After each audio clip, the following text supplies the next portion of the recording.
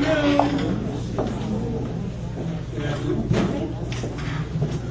Montgomery County Board of Education budget hearing is now called to order. We do have a quorum present. May I have a motion to approve the agenda, please? Madam President, I move that the agenda be approved as presented. I second. It has been moved and seconded that we approve the agenda as printed. Those in favor, let it be known by raising your right hand. Motion carried with 7 votes. Mr. Glover, you will talk louder. Yes, ma'am. Hear me. You're good. Madam Chair, members of the board, this does constitute the second public hearing as required by state law. You'll recall that last week we presented to you 2 documents, one in a green folder like this, and the other in a smaller one which we really discussed the budget from. I can tell you that there have been no changes made in today's proposed budget.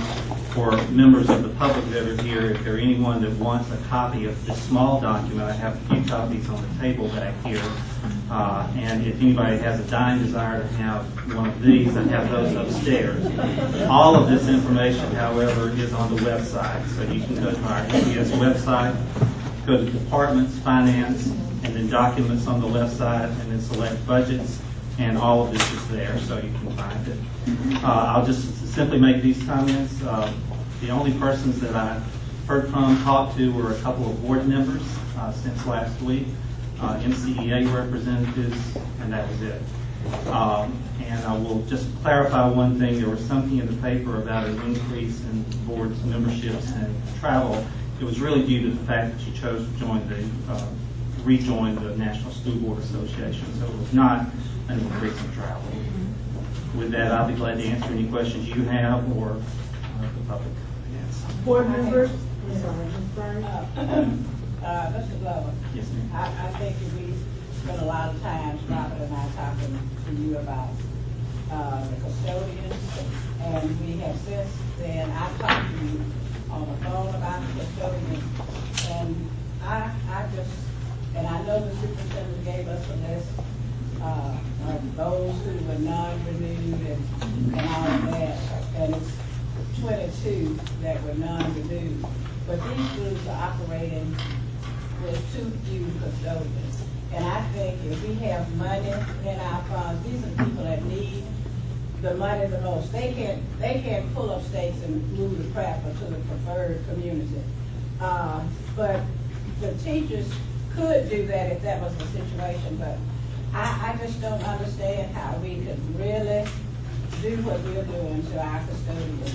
And I know there are excuses for this, but that should not be excuses for so few custodians. The teachers have enough to do without having to clean up behind the students and do other things. And I think if we can find money for other things, we can find money for the custodian. You can take my $10,000, I give it to you today. Just put it wherever you need it to be. Because it's just that important to me that these schools are clean. And they can't be clean with 2 custodians, sometimes they're 2 women or whatever. We just have to put the money where our foot soldiers are. And our foot soldiers are our custodians and our teachers and staff. Mr. Porterfield? Well, I certainly like to piggyback on what Ms. Bryan just stated there. And originally we were told that about 26 of these, as far as the custodial staff is concerned, and certainly it is 26 when you look at the non-renewed, resigned, as well as retired. But then when you take that 26 and then you look at 2, there are 27 from CNP. Are we saying that now we're looking at a total of, let's say, 53 positions lost? Well, what I stated last week is that there were, in the budget, there was a reduction of 25 custodial positions and 18 CNP positions. Okay. Now, certainly, and I stated last time, the work is still there and it has to be done. And certainly we, as a board, we are committed to provide a safe, caring environment where teachers teach and children learn at higher levels. We're going to care for our children as we should. I certainly do. You know, in terms of the cleanliness, it has to be clean, and certainly providing them with the care they need as far as all of what is needed in order to serve food and make sure that the lunchrooms are still clean. And certainly these are critical need areas. My concern here is if, when the budget is presented, can we, I know it needs to be passed, but can we pass the provisions such that, reservations such that, if these positions are deemed critical and necessary to place back, then we can look for funding in other sources in order to make sure and ensure that our children are provided with these types of environments with the depth of these individuals that we've lost through either non-renewed or retired or either, let's say, whatever else it says, retired, or non-renewed, or resigned. Thank you, Mr. Porter. I need to answer that question.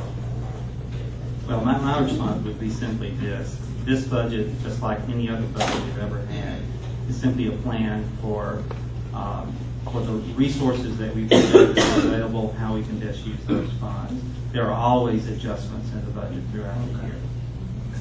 I think mine would be more, Mr. Glover has got the budget in front of us, but it's our superintendent that actually makes the plan, and I would like the superintendent, if not comment today, but since we have heard both of you loudly and clearly, I'd like for us to hear if there's a deficiency, and I'm not saying there isn't, but I had not heard it, but I'm hearing it from the board members, and I have heard it now twice. So I'd like to see where we are as far as being full to capacity, making sure that we have proper coverage and making sure that these schools are clean, and that's where I stand. Well, let me just say this. Our commitment is that we have clean, healthy, and safe buildings. That's the district-wide commitment. That hasn't changed. One of the reasons we brought in leapfrog, I think all the board members have been in room 202 upstairs. If you look at that chart was a series of steps to hire one person. This is like about 76 steps. And they narrowed it down to about 20. What leapfrog is going to help us do is look at those processes for the existing custodians that we have to make sure that we are optimizing the staff that we have and making sure that they are doing the things that they need to do. There might be a lot of repetitive behaviors that perhaps they don't need to do. And that's what we're going to look at. We're going back to Mr. Glover's position. If during the school year we need additional help, we've always made those adjustments. But right now, this is where we are because these were people pretty much resigned and retired. And we are looking at putting those processes in place that will help us make that determination. So we just don't throw people back in without making good decisions. And that's where we are at this point. The budget is really a starting point or a starting table every year because we make adjustments. And what we're doing is we're getting outside help to help us look at, to make sure that we're fully utilizing people the way we should utilize them. And I think that's a process that's going to go on for a little bit longer to see how that looks. But nobody wants dirty buildings. I mean, I think we've invested in cosmetic work in 43 buildings this year because I'm really concerned about how our buildings look, how they smell, the cleanliness, all that. So that's definitely a priority. So, but I think that this is a starting point. It doesn't mean you can't go back and make adjustments. But at this point, this is where we are. And I think you want to get the input from the people that you are bringing in to give you that input before you automatically start hiring back. And every year, by the way, and I'll just give examples. When people resign and retire, I don't automatically fill those positions anyway, typically. You typically wait and evaluate. If you're in a business and somebody resigns or retires, you always evaluate to see if they're needed. And if there's another structure that might, benefit how we supervise and distribute custodians, that's the other thing we're looking at. There might be a better structure for us to assure that custodians are in the building that they need to be in. And I think Nate might touch on that a little bit. But part of that process is us making good decisions.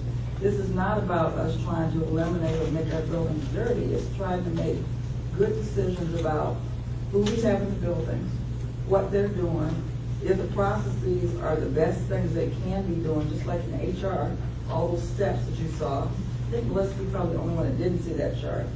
But everybody else saw in excess of 3 times the steps that we're doing in HR that were unnecessary, even though it doesn't eliminate people. It just means they're doing a better job. So that's really what we're talking about. Follow up, I just want to say this. I want to make sure year to date that we have the custodians that are in these schools.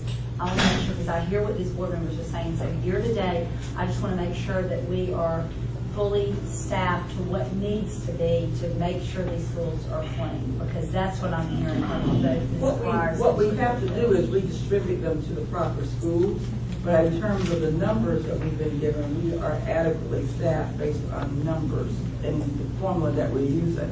Now, what we're going to do is keep looking at that in terms of some of the schools with their, not only their square footage, but the makeup of their bathrooms, other things. We're going to go back and slowly look at that. And that's where that structure comes in. But according to the formulas that everybody uses across the nation, we have the number that we need. Ms. Bryant? All of what you said is very cosmetic.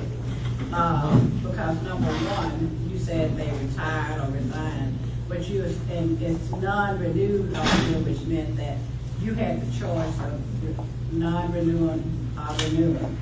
So that's it.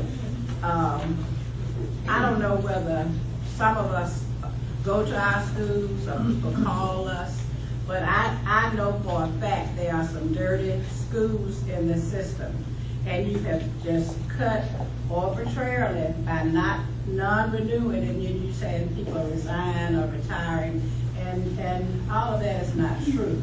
But I just feel like, and if Lee Frog is going to bring us something with somebody else, like they're bringing us about these custodians, I don't have that much confidence in Lee Frog, because we are looking at what we're cutting corners in areas that we don't need to cut corners in, and they don't know this client, this culture, like we know of those of us that live here. All of this sounds good. We paid them to do it and all of that. Now you cut the cafeteria staff. Then you're going to come in here with this breakfast in the classroom program that you have not talked to any principals about. You talk to the managers of the lunchroom. But all this stuff looks good on paper. But Lean Frog hasn't done all the things that Lean Frog needed to do. Because like I said the other day, it's one thing to be lean, but it's another thing to be emaciated. Let me just clarify something. Sorry. Maybe you need to visit some of the schools. I do, Ms. Bryers. Well, let me just, some. including Park Crossing this morning. Well, Park Crossing is your flavor of the month. It's a new school. Well, let me just clarify this. Non-renewals means that they're non-renewed due to performance. It's not anything arbitrary on here. So that's the issue with that. And HR can talk about that, but that is the issue. Well, maybe we need to ask HR a few questions in regards to whether or not they are receiving calls as relates to whether or not these individuals who are no longer here, whether the folk who are in place are able to take care of those responsibilities from those jobs that still were left to do. It is my understanding, and I'm hearing you got principals doing cafeteria work, you got everybody they possibly can bring in to help out, because then they are understaffed. And the thing about that, we need to make sure and ensure that each of our schools are staffed in order to meet the needs of our children. And certainly at this point in time, with respect to the number of calls that I've gotten, then certainly it's quite different from what I'm hearing here, because we're having some individuals who are in the custodial area as well as lunchroom working overtime. And that should not be the case. They are not able to do the amount of work and the amount of time that we have out there for them. I think there are 6 hours, and some are running quite over 6 hours to make sure that the lunchroom is clean, and I think we've got good ratings, and Lean Frog even presented in a report that our lunchrooms ratings were 95 or more in most of the lunchrooms we had here. And we certainly don't want to see that change. Mr. Porterfield, could you give the superintendent a list, not necessarily right now, of the schools from the phone calls? It's my understanding that even principals have been getting in touch with HR, and some of those positions yet hadn't been filled, and I'm sure HR is aware. Mr. Porterfield, I guess my request, I share your concerns, and I hear what Ms. Sellers is saying too. Let's give them the opportunity, because I don't think it's at every school, and as Ms. Breyer said, I think all of us have good relationships with our principals at our schools, and I know that they'll come to us. If you've had phone calls, let the superintendent be aware of which schools they are having difficulty. I don't have any problem with that, but it's my understanding that principals already called HR, so HR should certainly be aware of it. Well, I just, let's move on, and let's please make sure that you let the superintendent know which schools you're concerned about. I will, no problem. Thank you. Now, are there any questions from our audience, the public? Do you have questions of Mr. Glover in reference to the budget that you'd like to ask? Ms. I'd Brown? like to ask, why is it that you don't know about these nasty students? That the janitors or custodians are needed. And I would like to put into the paperwork the fact that quite a number of parents are calling about the cafeteria, about the restroom, about all of the other things that are going on at these schools, and you're not aware, and I am aware. I don't Okay, we'd understand. like the same information, if you will, Ms. Brown, if you can, so that we can check into them. Okay, now, be up there. I'm not right this second. Oh, you don't want it right We now? want you to give it to us so that we can. I'll be glad to. Thank you. Thank you. Are there other members of the audience that have questions in reference to the budget? Hearing none?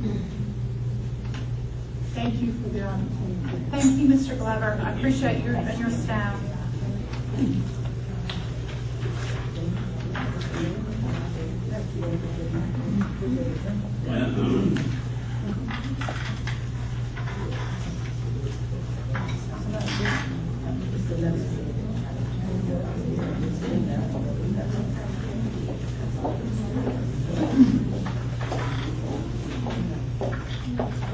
This now concludes the budget hearing.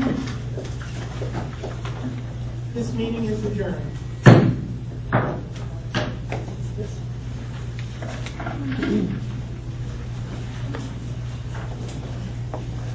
Our next special call meeting is now called to order. We do have a quorum present. May I have a motion to approve the agenda? Madam, go ahead. Madam President, I make a motion that we approve the agenda as printed. Has been moved and seconded that we approve the agenda as printed. All those in favor, let it be known by raising your right hand. Motion carried with 7 votes. Next item is consider for approval. First item is the fiscal year 2013-2014 budget. Superintendent. I'm recommending the approval of the 13-14 budget. Madam President, I move that we approve the 2013-14 budget. It has been moved and seconded that we approve the 2013-2014 budget. All in favor, let it be known by raising your right hand. Motion, those opposed, the motion carried with 6 votes for, 1 opposition. Thank you. The next item on the consider for approval, Superintendent. I'd like to first comment on Ms. Sharon Garrison, who's here, who's worked so hard with us on our IB program, the policies that you saw, and this is the last time. I really like to acknowledge that along with the principals who are here. Mary George is here, Jester. But they really worked hard on the IB policies. So it's with pleasure I recommend that we approve the International Baccalaureate policies. Madam President, I move that we approve the IB policies for McMillan, Carr, and Lamb. I second the motion. It has been moved and seconded that we approve the IB policies for Macmillan, Carr, and Lamb. All those in favor, let it be known by raising your right hand. Motion carried with 7 votes. Thank you. Superintendent? I am recommending the approval of the personnel report, which includes certified and support staff. With this addendum one. Addendum 1. Okay. May I have a motion? Madam President, I move that we accept the personnel report and addendum 1.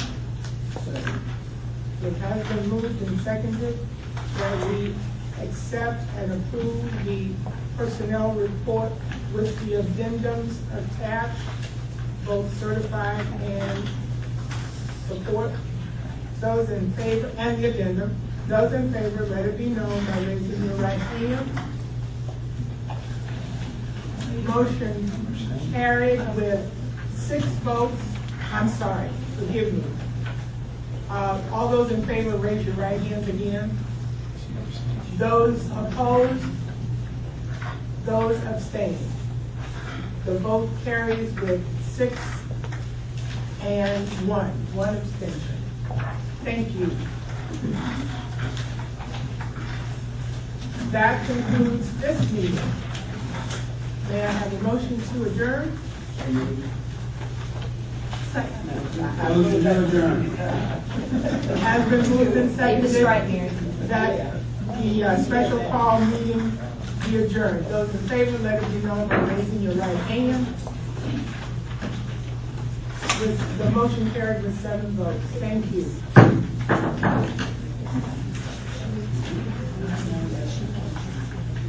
Okay.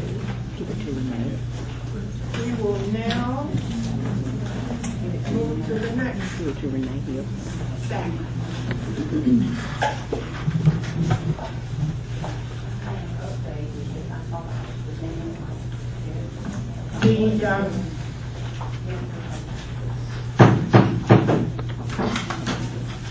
The committee of the whole meeting will now come to order. May I have, we have a quorum present, nobody left yet. May I have a motion to approve the agenda? Madam Chairman, I move that we approve the agenda. Talking to the mic, Ms. Ross, please. Madam Chair, I move that we approve the agenda. I'll second it. It has been moved and seconded that we approve the agenda. All those in favor, let it be known by raising your right hand. And the motion carried with 7 votes. We will now receive for information. Superintendent? We have presentations by Leapfrog of the Breakfast in the Classroom program, HR updates, and a little bit on the order. I'm not sure which order, but Leapfrog, your presentation.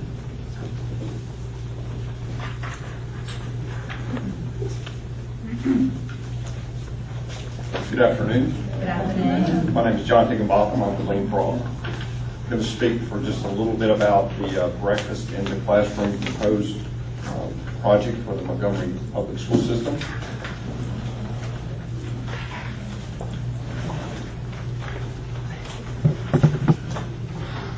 If you're not familiar with the Breakfast in the Classroom program, Breakfast in the Classroom program is simply that. It is moving breakfast from the cafeteria to the classrooms. Advance your slides. I understand that breakfast is already offered in a number of your schools now. You might be asking the question, why is that important? Why are we looking at the possibility of moving breakfast to the classroom instead of in the traditional cafeteria? Well, if you'll go to the next slide, Chastity.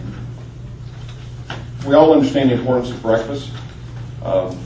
We all know the studies show that breakfast improves the students' ability to learn and promotes a better learning environment. Next slide shows in a recent report from the Food Research and Action Center, shows that children who skip breakfast have a more difficult time learning. If they experience hunger, they have lower test scores in math. There's behavioral, emotional problems are more prevalent amongst children who go hungry.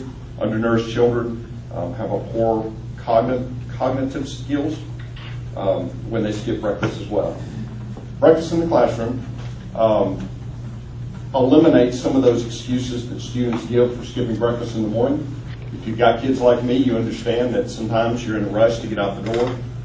By providing breakfast in the classroom, it gives that opportunity for the child when they get to school. They still have opportunity to eat that breakfast by having it prepared there or having it provided for them in that classroom. Those students who skip because of long lines in the cafeteria, it removes that excuse as well. Also, if they're struggling or they just don't have the money, it gives them opportunity as well to participate in that. And finally, some students have a stigma associated with being provided breakfast for free. This kind of removes that because breakfast in the classroom provides food and breakfast for all children. There's no separation of who gets provided breakfast. What are some of the other benefits of breakfast in the classroom? There's academic benefits. Children who eat a full breakfast, studies show that they make fewer mistakes. They work smarter on math problems. They perform better on standardized tests if these tests are given in close proximity to eating breakfast. They have improved cognitive skills. Their attention and their memory is better. They also have improved punctuality, and they perform better in vocabulary. Can I interject, John? Yes. What we commonly see, and you may have witnessed in Montgomery public school system, is on test days, there are principals who want to do breakfast in classroom on test days. The reason is because they recognize the benefits of eating. It's common across the state. We'll see that common is that on test days or special days where the children can be measured, we want to feed them. Now, the thing is, if we're feeding them throughout the school year, then they're learning and retaining, so they're prepared for test day. That test day boost is just a little boost. All the learning's already happened. They're pulling out information they've already got. If we're feeding them and they're coming to school ready to learn, they're not sitting there hungry, then they retain. And what we've seen, one good example is in Huntsville, Alabama, where we rolled this across 10 schools. What we saw is and we did 10 schools with, and then we did 10 schools without as a comparison group, so we could see did it really have any effect. We've seen the national studies, we wanted to see it for real. What we see is in the schools where we rolled out breakfast in class, we saw an increase of 15 to 10 points in both math and reading scores. Now this is where it started, where we were doing testing repeatedly throughout the year. And consistently, we saw that 10 to 15 point score improvement. And the only thing difference between those 10 schools and the other 10 schools that were used in the sample test was the breakfast in classrooms implemented across those schools. So it has a significant impact on children's ability to learn having breakfast in the morning. Go ahead, John. Other benefits are behavioral and health benefits, improved attendance and behavior. In some of the schools that I visited, they were actually saying that the kids were hounding their parents to make sure they got them there on time so that they could participate in breakfast. There's positive influence on depression and anxiety and hyperactivity, lower tardy rates, fewer disciplinary office referrals. There's also a reduction in the sick reports, or the feeling of being sick first thing in the morning, which was in a reduction, caused a reduction in school nurse visits first thing in the morning. Also, if you want to go to the next slide, school system benefits. One of the benefits is going to provide is a little bit of relief to the CMP staff first thing in the morning.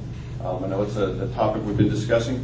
CMP staff, they prepare the meals. They're sending those out to the classrooms. It frees up some time for them. It helps them become more efficient in what they do. The personnel utilizes the teachers. They also utilize other help within the schools. A lot of systems are incorporating the children in the facilitating of that meal in the morning, which has been a great motivator for those students as well, and has been very successful in improving that breakfast first thing in the morning. It also produces increased revenues over costs, providing more funding for the students that can be used to improve their education. Our next slide is showing a graph, and again, referring back to Huntsville City School Systems, where they implemented BIC in several of their schools. Before they started the BIC program, they had right at a 60% participation rate. The overall average, as of this slide, which was February of 2013, the average amongst all those schools was 89%. It does fluctuate between middle schools and high schools. But as a result of that, the city system up in Huntsville has a 75% increase in CMP revenues overall. Next slides, and the next series of slides is just basically showing how BIC works. As you can see, this is a summary slide that's showing the total from start of preparation to finish is about 1 hour 15. Now that will vary from school to school based on school population and distance of moving around. If you want to go through the next slides, you can see the CMP staff. They'll prepare the meals. They'll put it in some coolers, put it in milk crates. The next slide, they'll be delivered. Either the staff will take it and drop it off at the classrooms. Students may come and pick those up, especially in some of the older classes. They will have breakfast, which usually lasts between 7:50 and 8 o'clock, depending on the schools, or 8:10.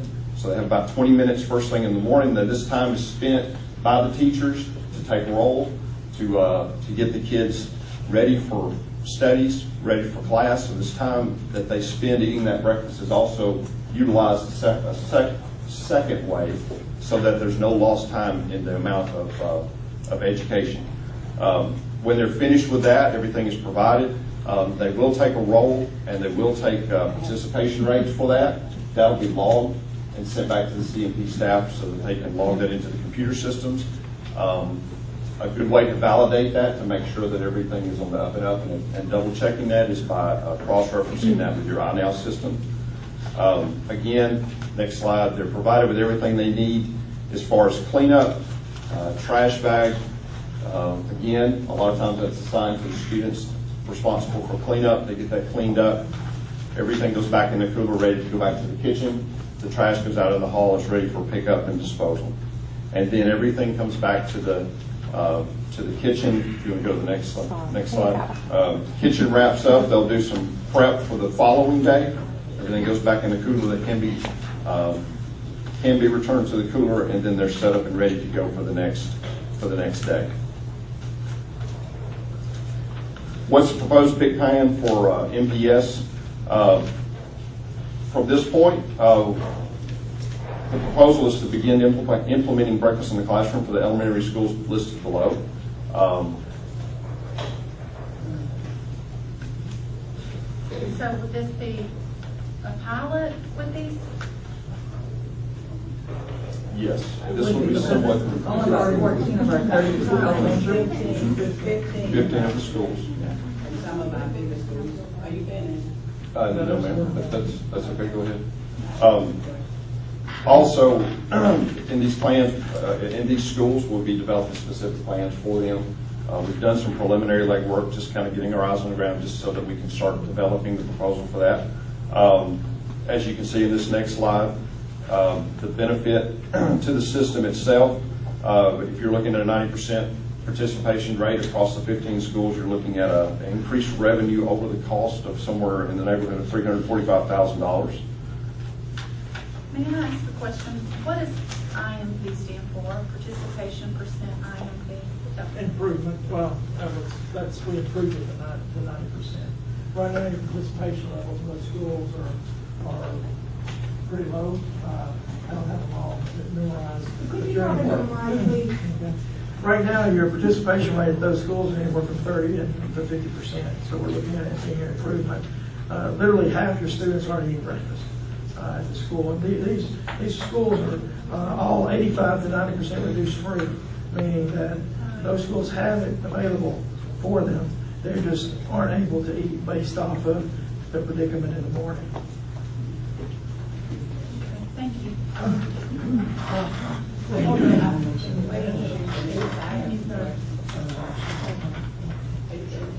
I've got just a couple more slides, and I will wrap up. The proposed big plan for MPS, continued next slide, is finalizing the communication plan going forward. We will be building that plan to get the communication out to the principals, working with the CMP staff, with the kitchen managers, to tailor, custom tailor the plans for school. We'll be working communication plans for the families in the district, in the affected school areas, so that they will know that that opportunity is there for them to participate, and also into the community to kind of let the community know what efforts MPS is doing for them. We're also going to be completing implementation plans for these schools, defining what equipment's needed, optimizing the space that they have currently in their coolers, also developing the plan, finalizing plans with the managers, and also providing on-site support to launch the program, so that any tweaks, anything we need to do to it to optimize the efficiencies on it, we will be engaged in that. And the last slide I have, and I will be wrapped up here, is the proposed implementation schedule for 2013. Our plans over the next several weeks, between September 10th and 20th, is to complete the plans, working towards acquiring the equipment necessary. October 15th to the 31st is distributing the equipment, and begin working with the staff on hand on how the programs are going to work in each of the schools. And then our plans now is between 31st and the end of November to start the big rollout, and then offering any follow-up or support that might be needed after that. Thank you very much, Ms. Bryant. My release and my CFP workers now really makes no sense. We have reduced CFP staff, whatever number Robert said, I don't have it in front of me. And if you look, because none of this is making sense. If you look under school system benefits, you have here help the CFP school personnel facilitate more meals with the same amount of staff by utilizing the teachers, the custodians, and the students. Now this program, you want to utilize our teachers which are already overworked. And then you've taken away some of the custodians with the lean fraud proposal. And then you were talking about involving our students. That's one thing. There's no way possible that you can do all of this that you say you're going to do between 7:15 and 8:30. Those pictures, I'm sorry, ma'am. Please let me finish. Okay, the BIC implementation schedule. When Robert was talking about this at the last meeting, you were here. I told him at that point we had not voted on this. How many principals did you talk to? You may have talked to lunchroom managers, but you all haven't talked to any principals. They don't know anything about this program being implemented in their school. And you have already put here, we meet September the 24th. You have here September the 23rd, you all are going to acquire equipment. So you have assumed that we are going to support this. We take away what the custodians, you take away the lunchroom staff, then you bring this in here, people that we want our children to have breakfast, and those who want breakfast eat breakfast. And you can't do all the things that you are saying in this report and save us money. I mean, figures don't lie, but lying is bigger, and we all know that. But what I am saying here, you all have assumed, and you know what happened when you assume, that we are going to accept it. I'm sure the majority of the board will. But I think it's wrong to be talking about implement the program here with these principals, and you all have not said a word to, I know, 95% of them. Now, how do you explain that you're just going to come in here and the superintendent's going to give you the latitude to buy equipment, distribute the equipment, all of that, and the teachers, the principals don't even know anything about it? You want to explain that to me? Yes, ma'am. There's no assumptions made. This is proposed. But you have right here in your proposal that you're going to acquire equipment on If you see the top, ma'am, it says proposed. It's a complete BIC plan per school. Okay, this is, what is today? The 10th. The status, this is the 10th. So you're saying, I think when you first brought this proposal, you said something about you all would get with the principals and you talk with the principals about this. To this date, and this is September 10th, you have not done that. But then again, you say here September 23rd. So you're gonna acquire equipment before we even vote and say we're gonna do it. No, Well, ma'am. that's what you have in paper. No, ma'am, we're proposing this schedule. This is how fast it could be done. The reason we're presenting this to the board today is to receive your inputs. Now, the reason we have not spoken with all principals yet is Not because all in it. we've spoken with a few, a handful. But could you, I'll see you out to meet Yeah, we and can find do out who you that. talk to. The thing we've done is we've done the detailed design of the implementation plan, which means we have to work, we have to review kitchens, we have to review schools, we have to look at equipment. The kitchen managers know we're there because we're doing that. The communication plan piece, which you saw first, was where we intend to roll it out to the principals, the community, and get But them don't you involved. think you should have talked to the principals before you did all of this?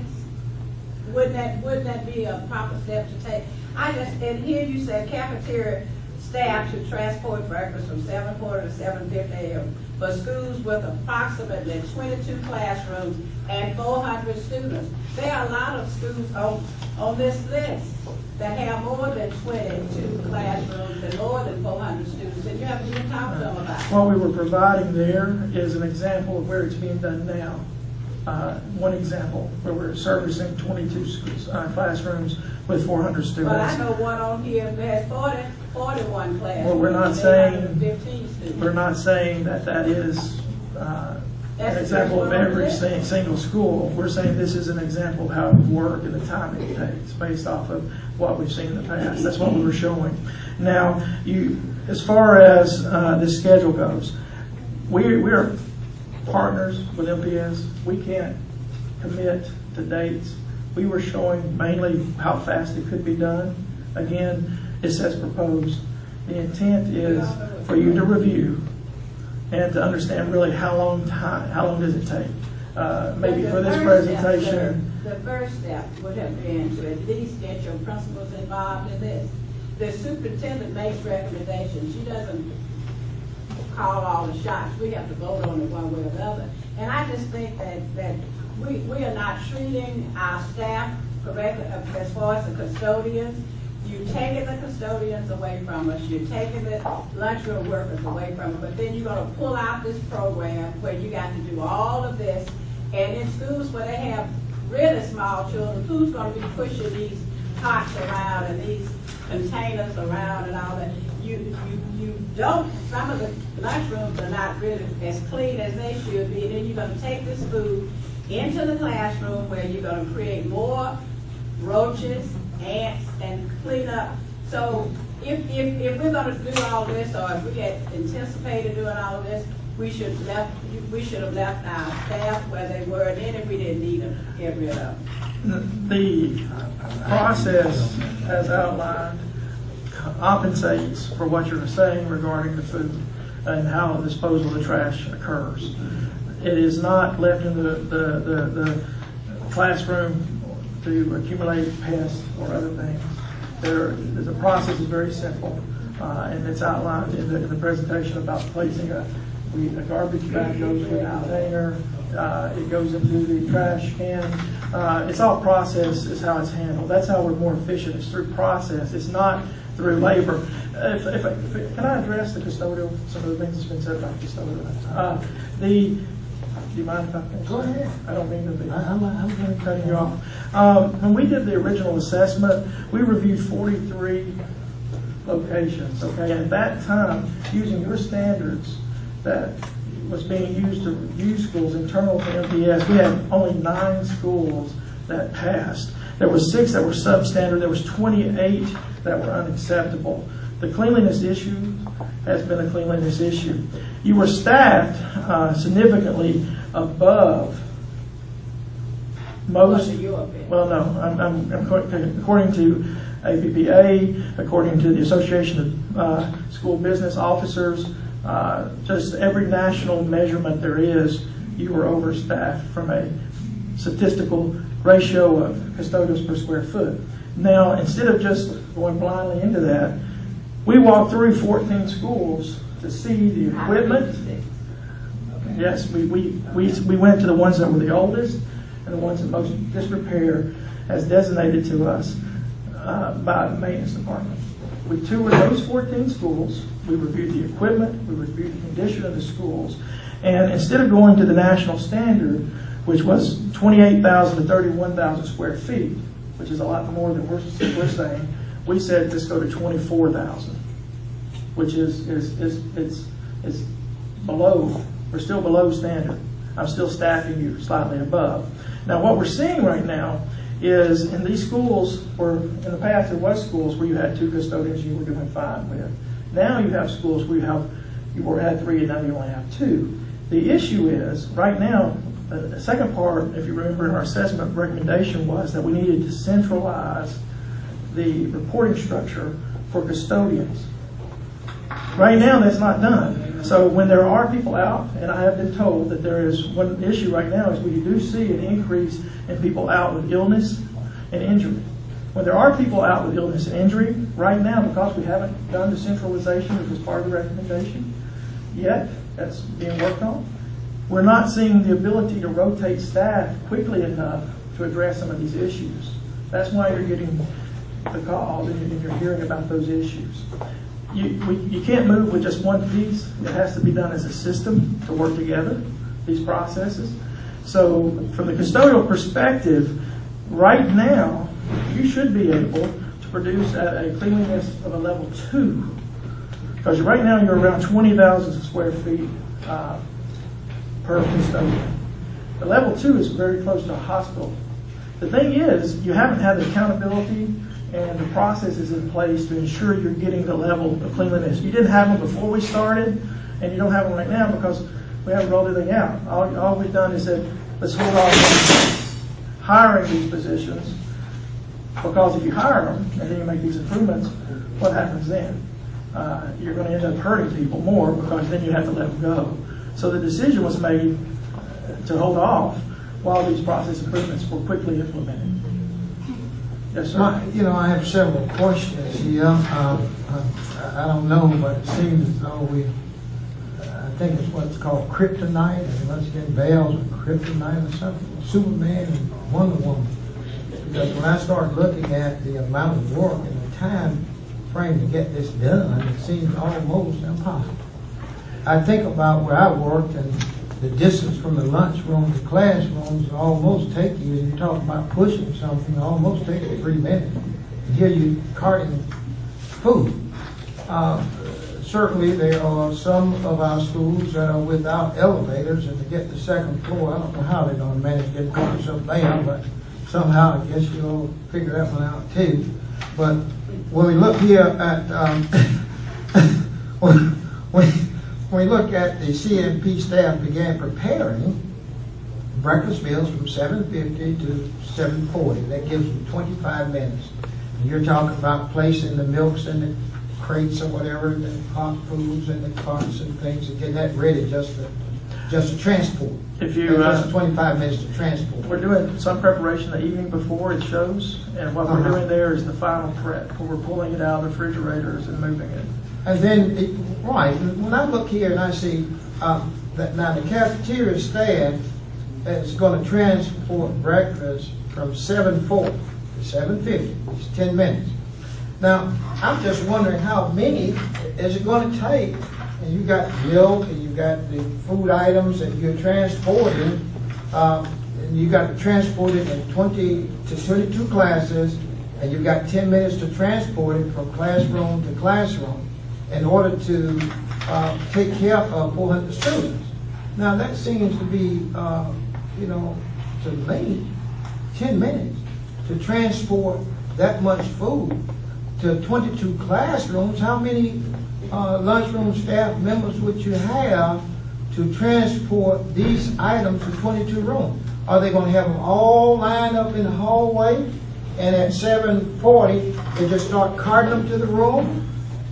Or are they going to be in the lunchroom and cart them from the lunchroom to the hallway, then from the hallway to the classrooms? I can't see this process being able to take place in 10 minutes. And then, when I go a little further here and start looking, it says here that from 8:20 to 8:30, so the CMP staff is going to receive back those supplies. Well, when they get those supplies back, then they've got to reorganize those supplies and get ready for the following day. Now, we don't just serve breakfast in the classroom, we serve lunch too. So that means at 9 o'clock, there has to be some prep time for them to get ready for lunch, and you're giving them a prep time. Well, they can't have a prep time from 9 to 11 because I know that 11:15, some schools serve lunch.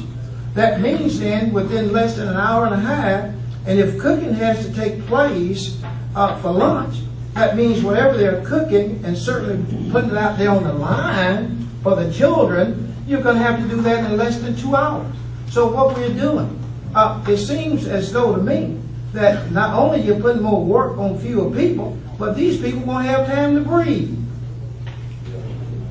Do they have anywhere in here where these folks would at least get a little break? I mean, I just can't see this happening unless then, Superman, I think they had Krypton or Kryptonite or something they were taking. You must have got valves and that shooting the people up with. We got Wonder Woman and Superman that's taking these positions now. You want these folks to be able to do all of this work, which is additional work now, because now, as it stands, I don't see any, known of any custodian having to go from classroom to classroom to classroom to pick up bags and then carry them to the dumpster. That's going to interfere with something else whereby they could have probably cleaned floors, bathrooms, or something else. So you're impacting them negatively. You're placing a whole lot more work on these individuals, and you're making it almost impossible for them to get an adequate job done.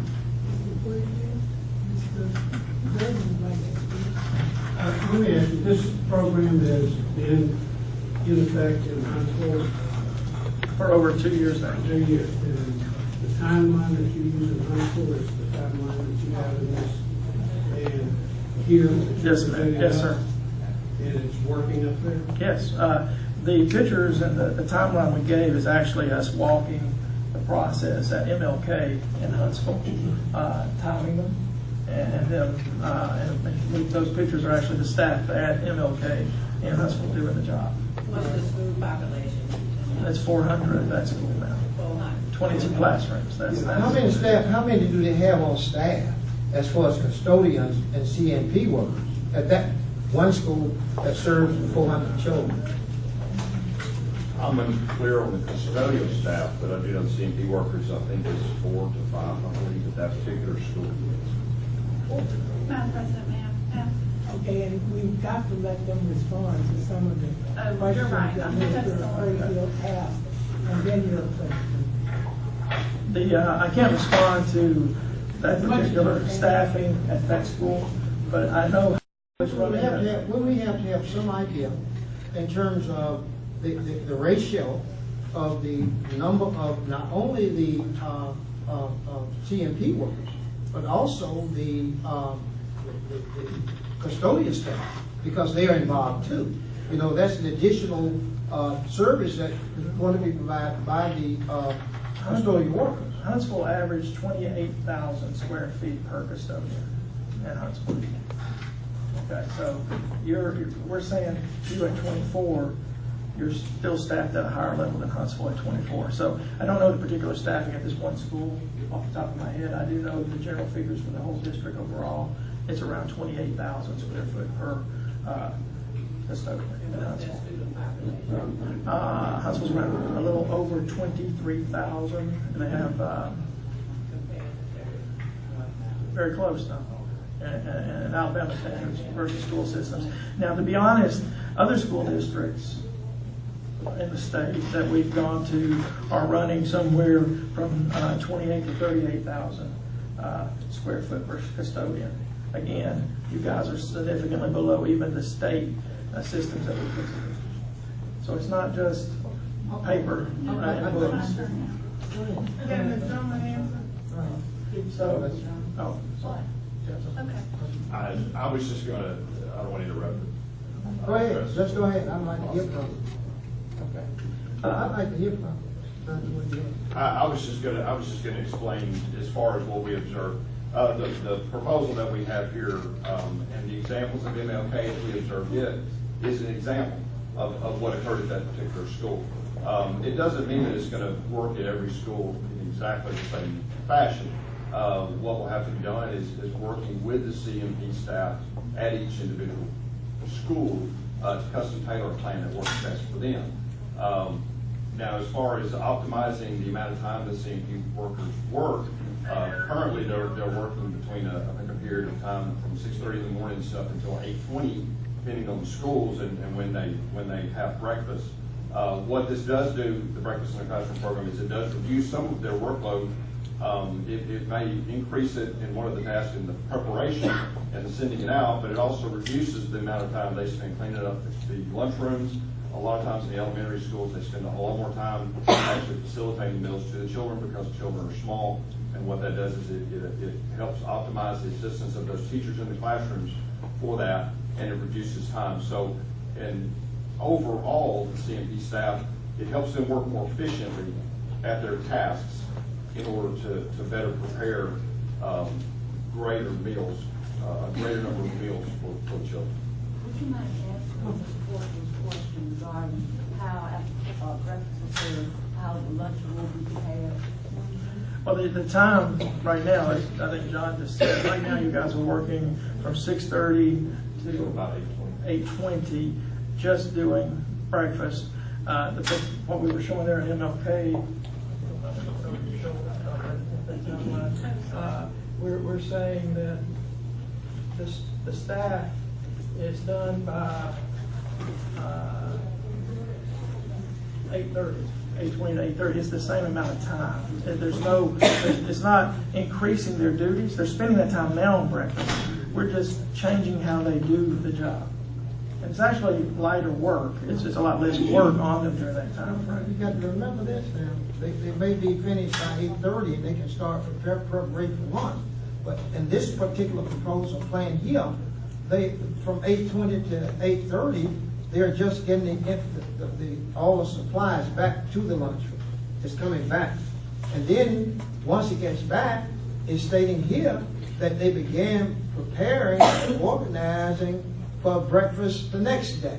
So certainly that's going to take time. Right, that's all done concurrently, and that's time span. And that time spent, so at 8:30, which means that the time span that actually they could have started the lunch normally and start working on lunch, well, what they'll be working on at that point in time would be preparation for the next day's breakfast in the classroom, because they have to start organizing and get those supplies ready for the next day's breakfast. That's what this plan said. Actually, they're starting lunch a little earlier, because while the students are eating in the classroom, they're not there. They're not in the classroom. They're not serving students. They're back in the kitchen working. So they're actually breaking for that time, that 10-minute time.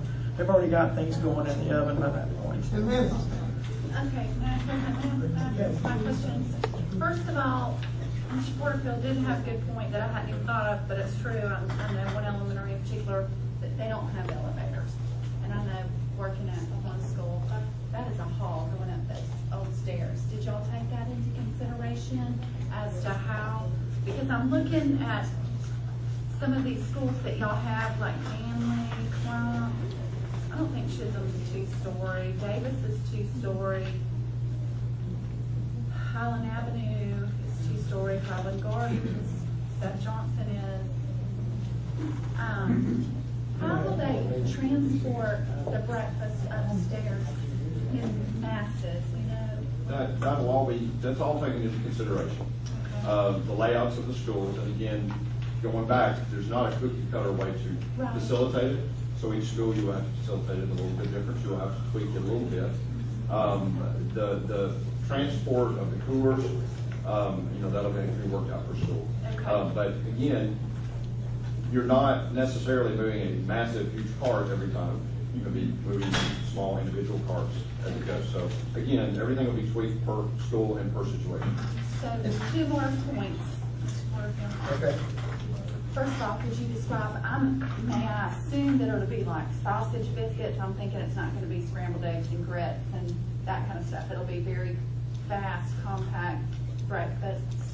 They have everything from pancakes, sausage biscuits, sausage links. I mean, it's very the menu is very They- pulverized. You know, it's not your cereal and milk. So It's eggs, hot meals. grits, just a variety, eggs, grits. Yeah, it's the same menu they're serving across the It district. just sounded very carby. Okay, so That's what I it was is similar to what the breakfast menu Yeah, is yes, now it is. currently.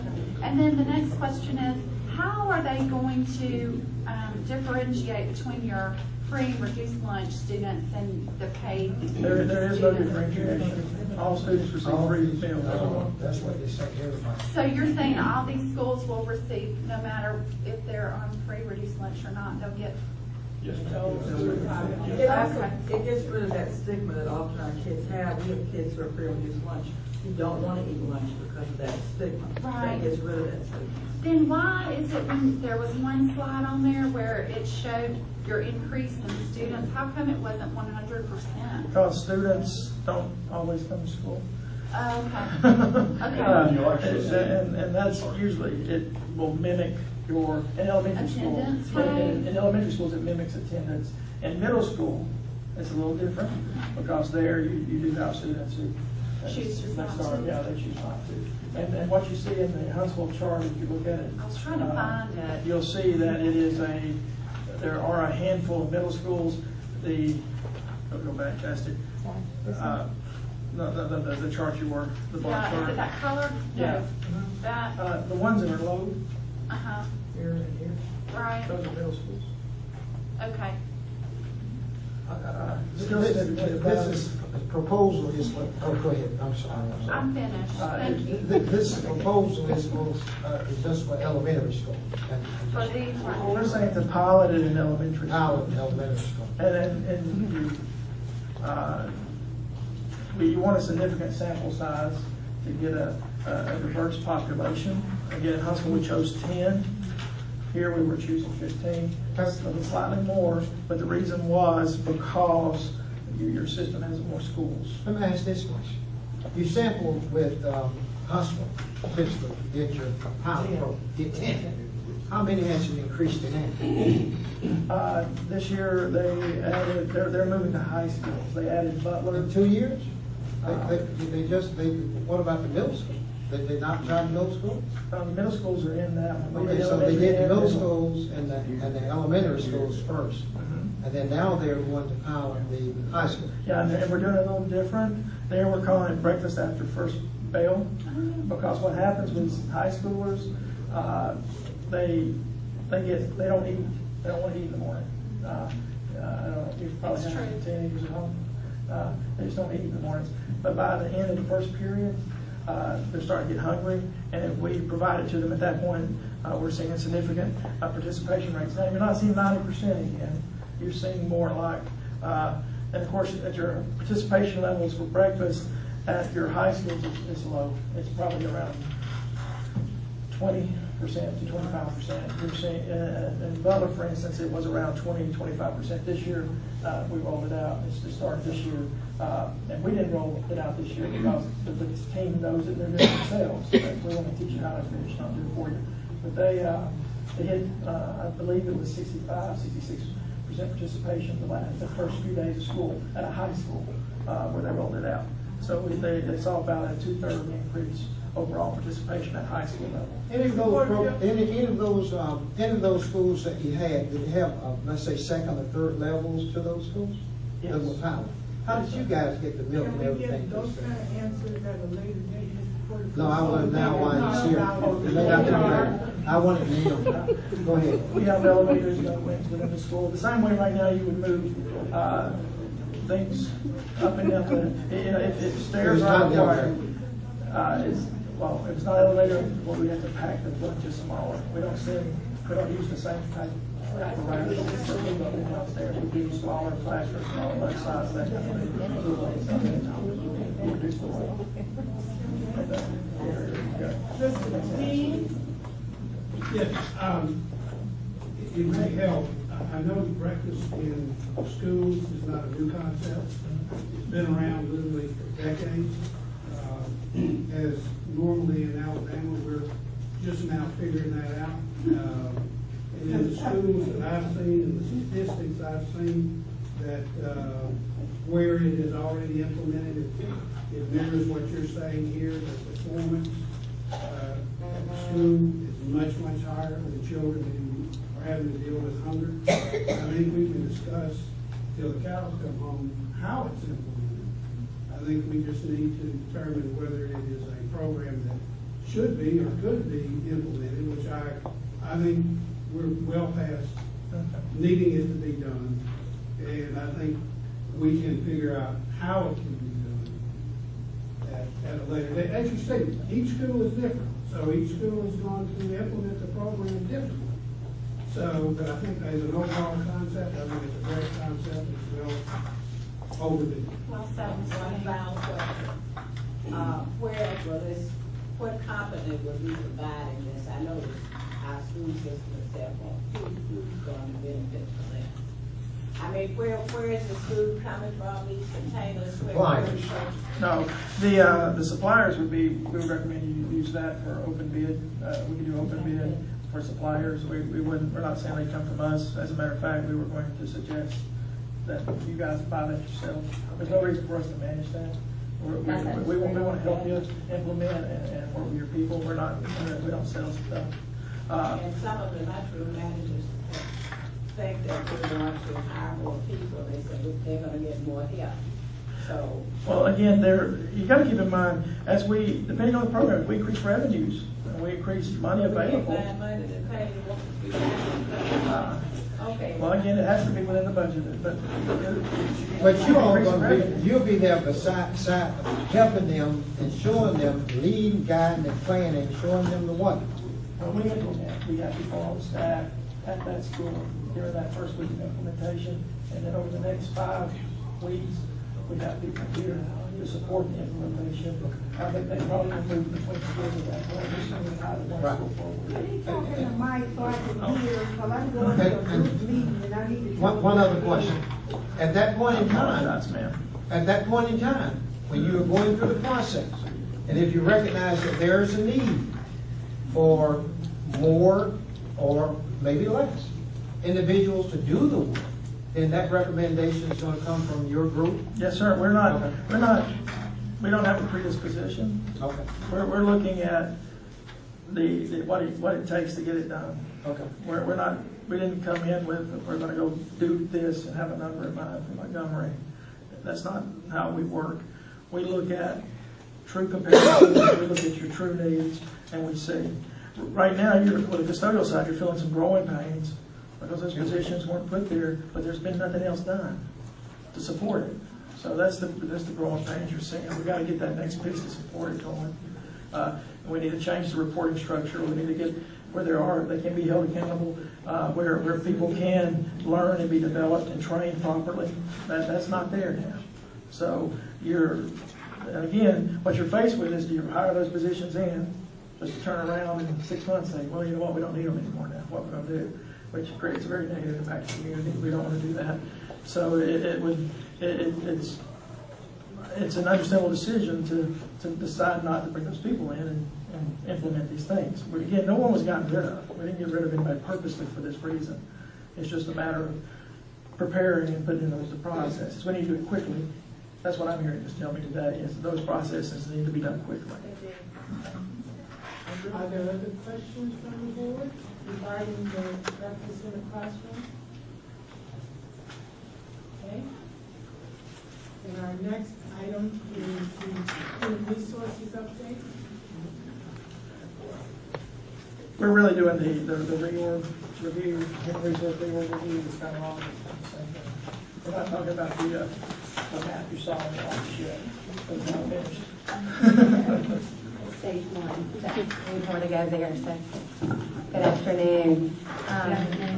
We're just going to share an update, as the superintendent said. I know you guys got some information preliminary with the org charts, and I know you maybe had a chance to review that information, and we wanted to take a minute to make sure that we're talking about what the objectives are and what the preliminary recommendations are, and share that with you today. So first of all, the objectives were to structure the organization to facilitate accountability, looking at your strategic goals, how can you achieve those, how are folks focused on those strategic goals for your organization, flattening the organization. Often too many levels of management create lots of different communication issues, creates lots of focus on things other than objectives that are important to the organization. Also, looking at the staff so that they can have the right functions aligned with them. So they have the right ability to focus and to have the flexibility to make decisions that they need to make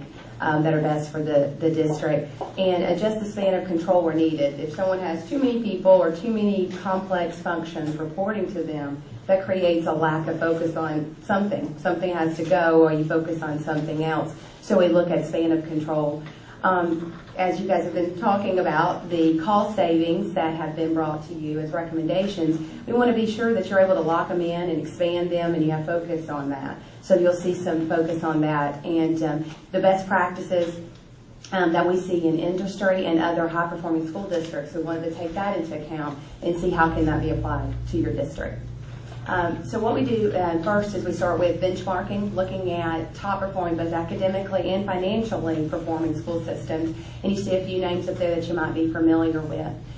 We use experience that we have in industry as well as education best practices in places that are recognized for doing an outstanding job, again, academically as well as financially. The Malcolm Baldrige Award, the Broad Foundation, the Council of Great City Schools, those are the type of benchmarking that we look at. What are some examples that they see, some of the research is in those institutions. So we don't reinvent the wheel, we go out there and understand it and apply it. We also asked your staff, and they did a very great job on cooperating with doing job analysis questionnaires. So we send those out. It's just an opportunity for us to understand what's happening today in your system. Each person is asked about what their primary duties are, what their percent of time spent in those duties, what their what they believe, actually I should say, is the minimum qualifications to do their job, the minimum experience to do their job, and then of course give them a free opportunity to give us things that they want to share about how their job is done. And then also the supervisors can also provide input. So we received 46 of those back. So that was a little bit larger than what we originally were looking at. So it was great. So we got more input. So we always like more input than less.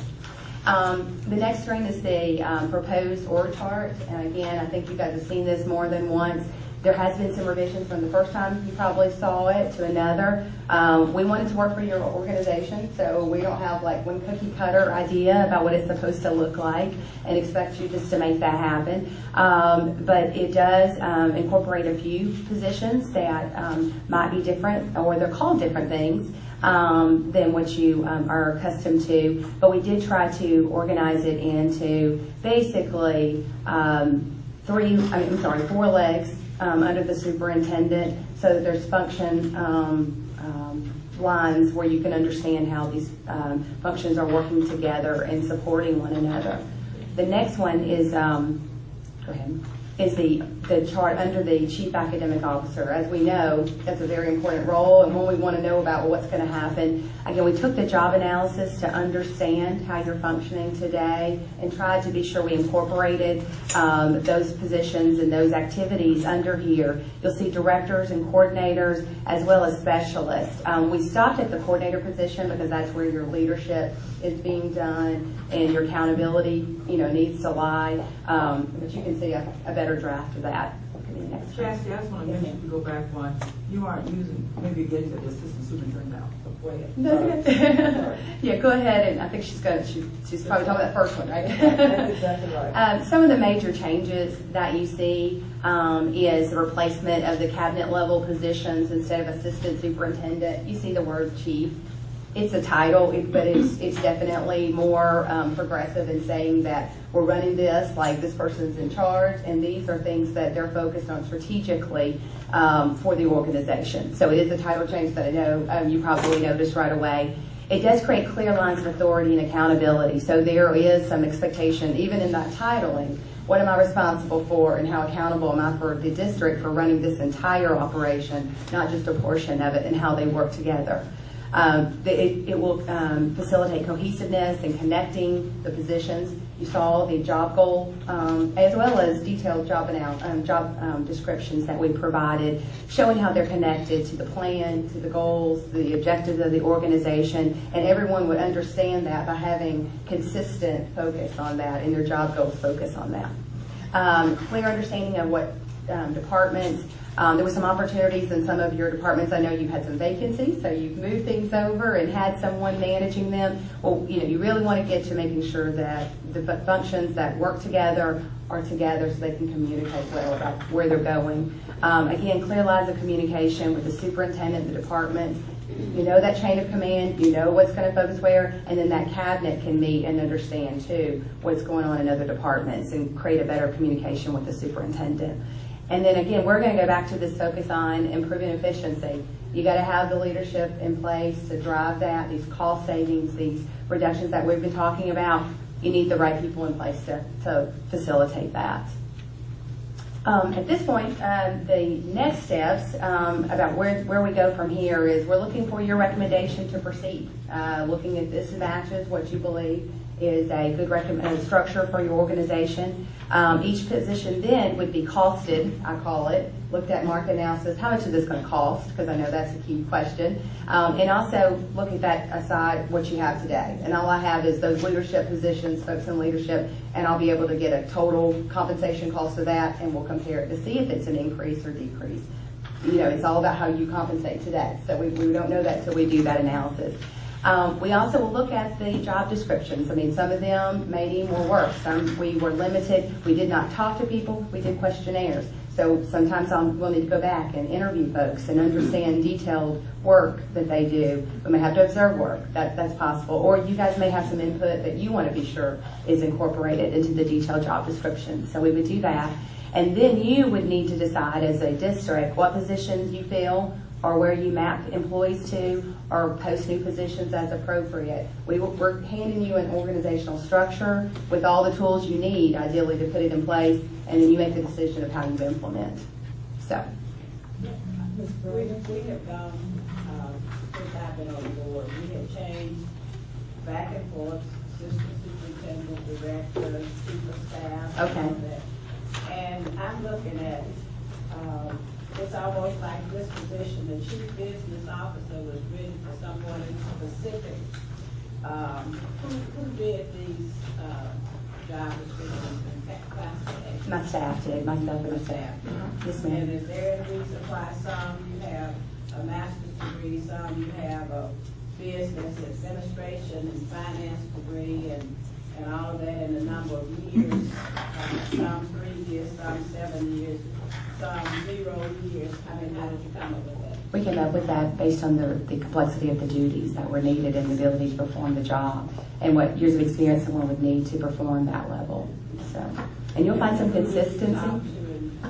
Formulate that besides statistics in your research. Well, my background is in human resources, so I look at job analysis, and so we look at other similar positions and what kind of work, experience someone needs to have to go into that job. So, and again, you'll see some consistency. What was new for me personally, I'll tell you, is the educational jobs, and so some of those I had to go back and do some research with other school systems to understand the instructional administrative type roles and which ones should have that degree versus ones not. And again, that's one reason why we wanted your input. We want your review. If you think that that's missed the mark in some way, we're open to understanding that. So. And we were criticized about being top-heavy in the central office, and we've changed positions back and forth, and we have chief of staff, I mean, I thought the superintendent was kind of like our chief of staff, but going here to this, director of talent management, I've never heard of that. What is that? Today, you probably associate more with your professional development department. So it's professional development, but it's also about looking at evaluations, looking at how to attract the best talent, looking at leadership development, how to create. You need a director of that department. Well, today you have it separated, and I don't disagree with the separation of the professional development from your human resources, and that's very typical in school systems because so much of their learning and is required for certification purposes, but it's a very specialized thing that I think you need to have the right leadership focused on, so. Well, I was looking at the chart that you all had in 202, and you were talking about the different things that you would take from human resources, but then you have a chief of staff, then you have a director of resources, and just below that you got director of talent management. So, I mean, I thought that was part of human resources responsibility to go out and recruit and that kind of thing. So we're gonna add another layer here, and it's gonna be director of talent. Again, you have that today. You do have a separate professional development department, so we're not adding, we're just focusing. So I looked at our budget, and that was taken out of our budget. So we're gonna get an analysis of all of this. Yes, ma'am. in the end, Yes, ma'am. Some of this just didn't make sense to me. Yes, Let me ma'am. clarify something else that Ms. Byers asked. When Chastity put this chart together in terms of the qualifications of people, Chastity didn't communicate with me in terms of the qualifications of what their, how many years they should be. But Chief business officer, I Stephen Wonder could see that job. well, Chastity didn't communicate with me in terms that she's looking at what she's found in other districts that are successful, because we didn't do that. And the other thing I want the board to know is what Chastity's done is given you job descriptions that are in other districts. Some of these may or may not fit our district as well as we want, but she wanted you to see what was available in other districts. So we're gonna have to come back and really look at that. But that was done independently based on, these are the qualifications and skill sets it takes to do the jobs that she put in place. They were not jobs that we sat down and communicated, believe me. We did not have meetings to talk about, this is a long list of what I want or need. That was not, am I right, Chastity? That's correct, yeah. This So was it was definitely totally done recommendation. based on her job requirements that she received. So it was good because she basically was looking at our organization without my input and saying, this is what I came up with based on what's in other districts. And I really wanted that because I wanted someone else to come in externally and look at, these are the things I see, these are the gaps we have, this is what we're recommending, this is maybe what we can afford, and this is what we can do. And so that really is what I think the beauty of what they did was they didn't have any biases from us in terms of, gee, I want this person in this position, because that wasn't. No, that would be unethical. We would, I don't think. Somebody did something. I've got a No, couple of questions. but let's just say this too. My concern is that when you were asked superintendent, if you were going to make these interims permanent, you said you were not going to do that this year. You were satisfied with what we had in place. So is this proposed or chart for next school year? Well, let me just comment on that a little bit. You heard in the custodial CMP discussion, there probably are some things that we need to tweak, particularly in terms of who is over our custodians, a centralized approach in terms of being able to So handle where is that. that on this chart? That's in there. That's under that I operational mean, side. if you've seen the chart, can you tell me where it is in here so I can find it? Whose leadership of It the would be under custodians? the logistics director. Right. If you look at the job description, you'll see that. We don't list custodians on there because it's just showing So you're leadership listing positions. them as maintenance. If you, And then there, Well, I don't under, think you have under this. They just have the You go coordinator. again with this chief business officer. These, some of these positions, are assistant superintendent positions, and now it's the chief business officer, and we, I mean, you say you all are gonna explain, we're gonna tweak this, but we're saying one thing, we're doing something else. if you look at the logistics coordinator job description, I did. it shows, not just the position, but you should have received the job description. Job description, it's a whole The list of detailed jobs. job. I saw that, that's why I was It's going to wondering. explain custodians are reporting to the logistics director. I mean, But see, coordinator. you're putting, it seems that you're putting layers in there that, okay, these people, all right, let's just, let rubber meet the road. The people that are interim superintendents at this point in time, okay, when you go to these positions, we've cut custodians and we've cut lunchroom workers and what have you. So we're gonna now put somebody here and then we're gonna put them as directors instead of assistant superintendents or whatever. How does that affect their salary? We haven't done the compensation. And we're not telling you who you put in those roles, if that's what you're suggesting. Believe you me, And let me just say this, what Chastity's also saying is, at this point, she wants the board to go back and look at this and consider how far we're going to go. She's just telling you that this is a hypothetical, these are the positions that you would have in some of your better districts. And for us, we need to go back and look at the costs and determine what we're going to come up with. Because she's not, that's right, that's exactly right. But I'm saying, the one thing I probably will bring to you sooner than later is that custodial piece, because that doesn't require us to do anything other than change who they're reporting to. It doesn't require another position. So that one I probably will bring sooner, because that explains some of the gaps that we have. So that one you will probably get fairly soon. The other positions, we need to really carefully look at the compensation package, what they're doing and everything else. And that's what I meant by, I see these people being here until the spring. I don't see that changing. But what we do need to do is look at, what we've done in the past is we've pigeonholed people into positions. And by doing this, you don't have to do that. You really look at where your gaps are. And we do have some gaps. And that's really what this is showing us, where our gaps are within our existing structure. And it allows us to plan for it in the best way, because we have people right now who are working very hard in those positions. So it's not like we are in desperate need to do other things. So I think that allows us to really plan carefully and really look at the cost and really look at how you can afford it and really look at the district in terms of how you really want to function. That allows you to do that in a thoughtful way. And what they're going to keep coming back for is saying, how far do you want me to go into this? How much more detail do you want us to give you on this? Because they can do that. And that's what we're trying to give you, this information step by step, so you kind of can see this is where they are up here in the trees or the sky, and they keep coming down. And that's really, is that pretty accurate about where you are? Definitely. We just want, and that was the next steps for us. We just want to make sure that we're in the direction you want to go. And this is we want to do the costing. So I know that probably goes into your thoughts. I want to know how much it's going to cost. And then you can pick and choose, even when you have a vacancy, you can take the new job description and post that one position, even if you don't put everything else in place. That's why I say as appropriate, because you'll need to make those decisions as you go. And let me just say, for me, having an org chart approved is not imminent, in my opinion. I think that there are some things that we need that we can tweak in terms of shifting responsibilities that we can do without that. But I do think it allows you to really thoughtfully think about the org chart and where you need to go. Yeah, it gives you it gives you a very structured framework to work from. That's right. So the thought that people that I'm trying to push that through, that's just not accurate. Yes, thank you. That's more important than even looking at, hey, what are our qualifications here? We need to first define what are these duties and responsibilities of each of these individuals, so that we'll have people all out of lanes. Yes, sir. And not only, I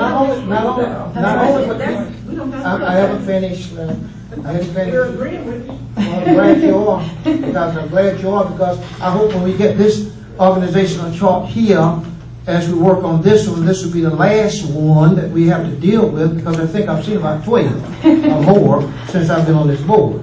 And this last one should be the one that works.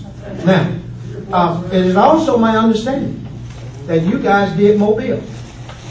Did y'all not do Mobile? Well, I decided to do a little research myself, and I find here that Mobile, with about 60,000, well, they may not have. But I found that Mobile has a population of about 60,000.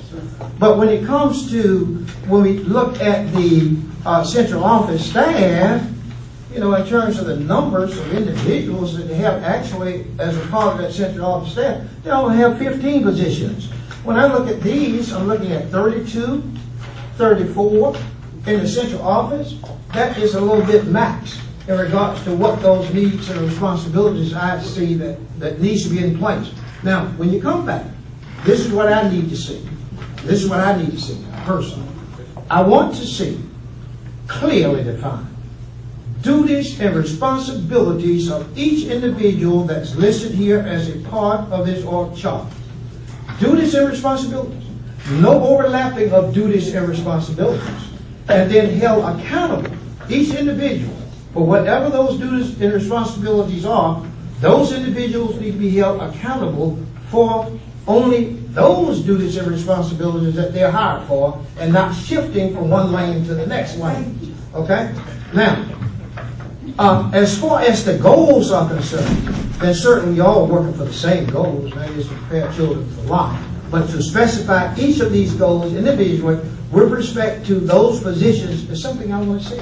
And I've been asking for this and I hadn't gotten it yet. But the last thing that we want is, if we are presented an organizational chart, I want that the lines of communication as well as the order of command clearly defined with respect to those duties and responsibilities of each of these positions that's listed. Did you receive the job descriptions that we sent? Okay. Job descriptions does not clarify any duties and responsibilities. Describing a job and listening, clarifying duties and responsibilities, outlining those duties and responsibilities of that individual for each position is what I want to say. It's included in the job description, so we're very open. See, that is too vague. That is too general. That is too general. You see, what you have here is too general. It's too general. Because when you generalize like this, that means you get this. People get out of their lanes. I want to see specifically and clarify those duties and responsibilities of each individual. Is it to sharpen a pencil today? Then I won't see that person. That's that duty to sharpen that pencil. I think that's. I'm being facetious, but I'm just saying, I was being facetious, but I was being facetious, but I hope you understand I was being facetious, but I need to see those. This is too general to even be presented as to an organizational chart, because I want to. Point of order. I think we've gone down this trail long enough. Nobody second. But listen now, this makes, gotta do this I want to get it right. all the time. I want to get it right. Now, if he as a board, he has every right to ask, make a request of people coming that we're paying, that are coming to us. Giving us I agree with that, Ms. Price, but. Okay, now, wait a minute, Melissa.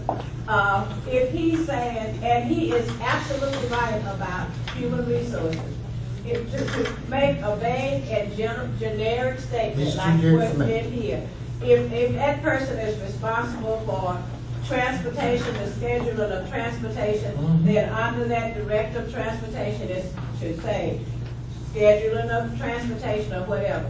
And there are some situations where this person is doing something, that person is doing it, and all under the same title.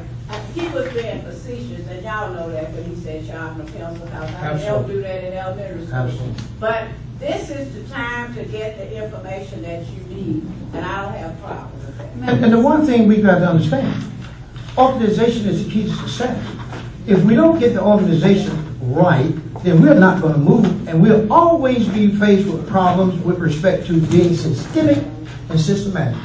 And if we can get the organization straight from the top, then we don't have to worry about whether or not this organization is going to be, those policies and procedures that we put in place will be systemic as well as systematic throughout this district, because everybody will be responsible for those sole duties and responsibilities that are outlined and designed for that particular individual.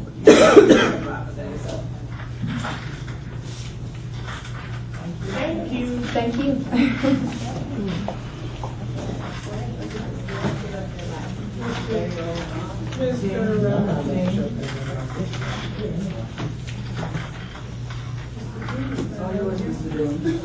Good afternoon, Madam Chair, Superintendent.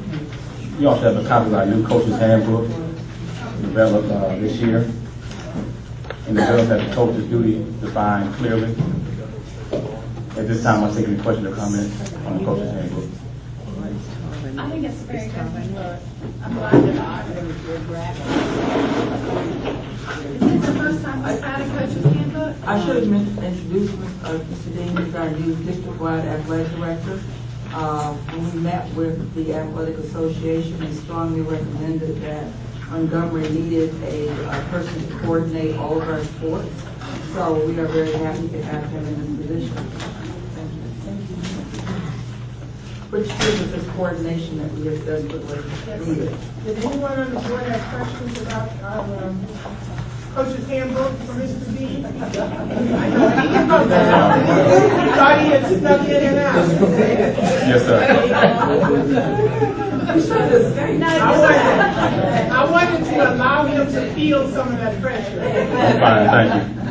I'm going to say, I don't know what to make. One thing on that, and supporting that, it was reviewed by the Athletic Association, so they did get a chance to review the handbook, and they've approved everything they had. Very good, thank you. Okay, the summer school roundup, Mr. Daughtry. I asked a couple of our people programmatically to come up and just talk about what we've done in the summer school so you can find out a little bit of that information. Good afternoon. My name is Ronnie Dowdy, Assistant Principal at Von Rowe Elementary and Halcyon Elementary. This summer we had the opportunity to begin a pilot program here in Montgomery, Montgomery Public Schools, our 2013 Summer School Promotional Program in which we use ClassWorks. This summer, the pilot program provided individual learning experiences for each student for grades 3 through 5. All of the lessons that were completed were computer-based, mini lessons, instructional activities, review activities, quizzes, and projects that were very fun and exciting to the student. Each lesson was designed, or is designed, for concept mastery in needed areas for each student.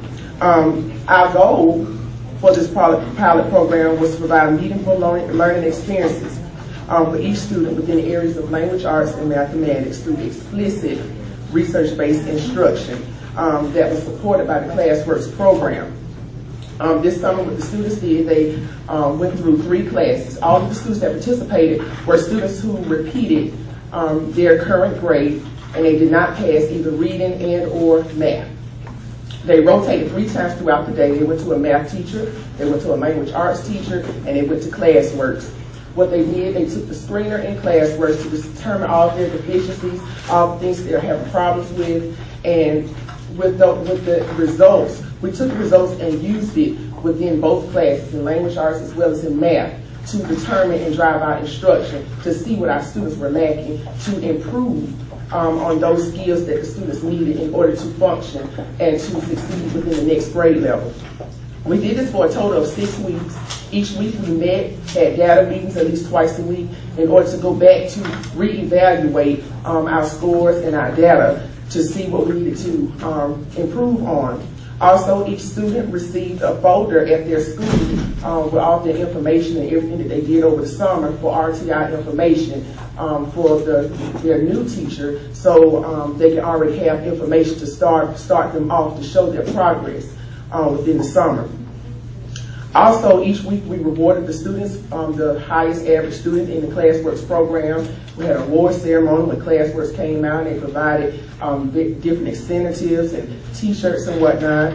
Our data, it was, first of all, the program was a huge success. The rigor of the work can be determined by comparing the below, on, and above grade level, time on task, and the number of units completed. We could not come up with a true comparison of growth at this time due to the point of the program was only 6 weeks.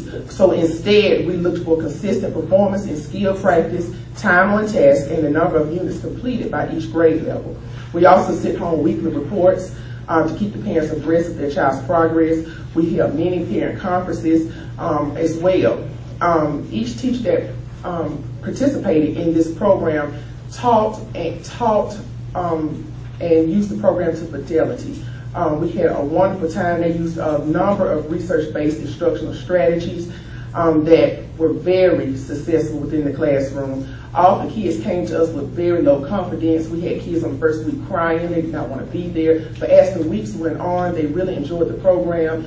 They highly enjoyed ClassWorks, and I really think using ClassWorks and implementing ClassWorks this school year is going to be very beneficial to our students, especially within the areas of supporting our RTI.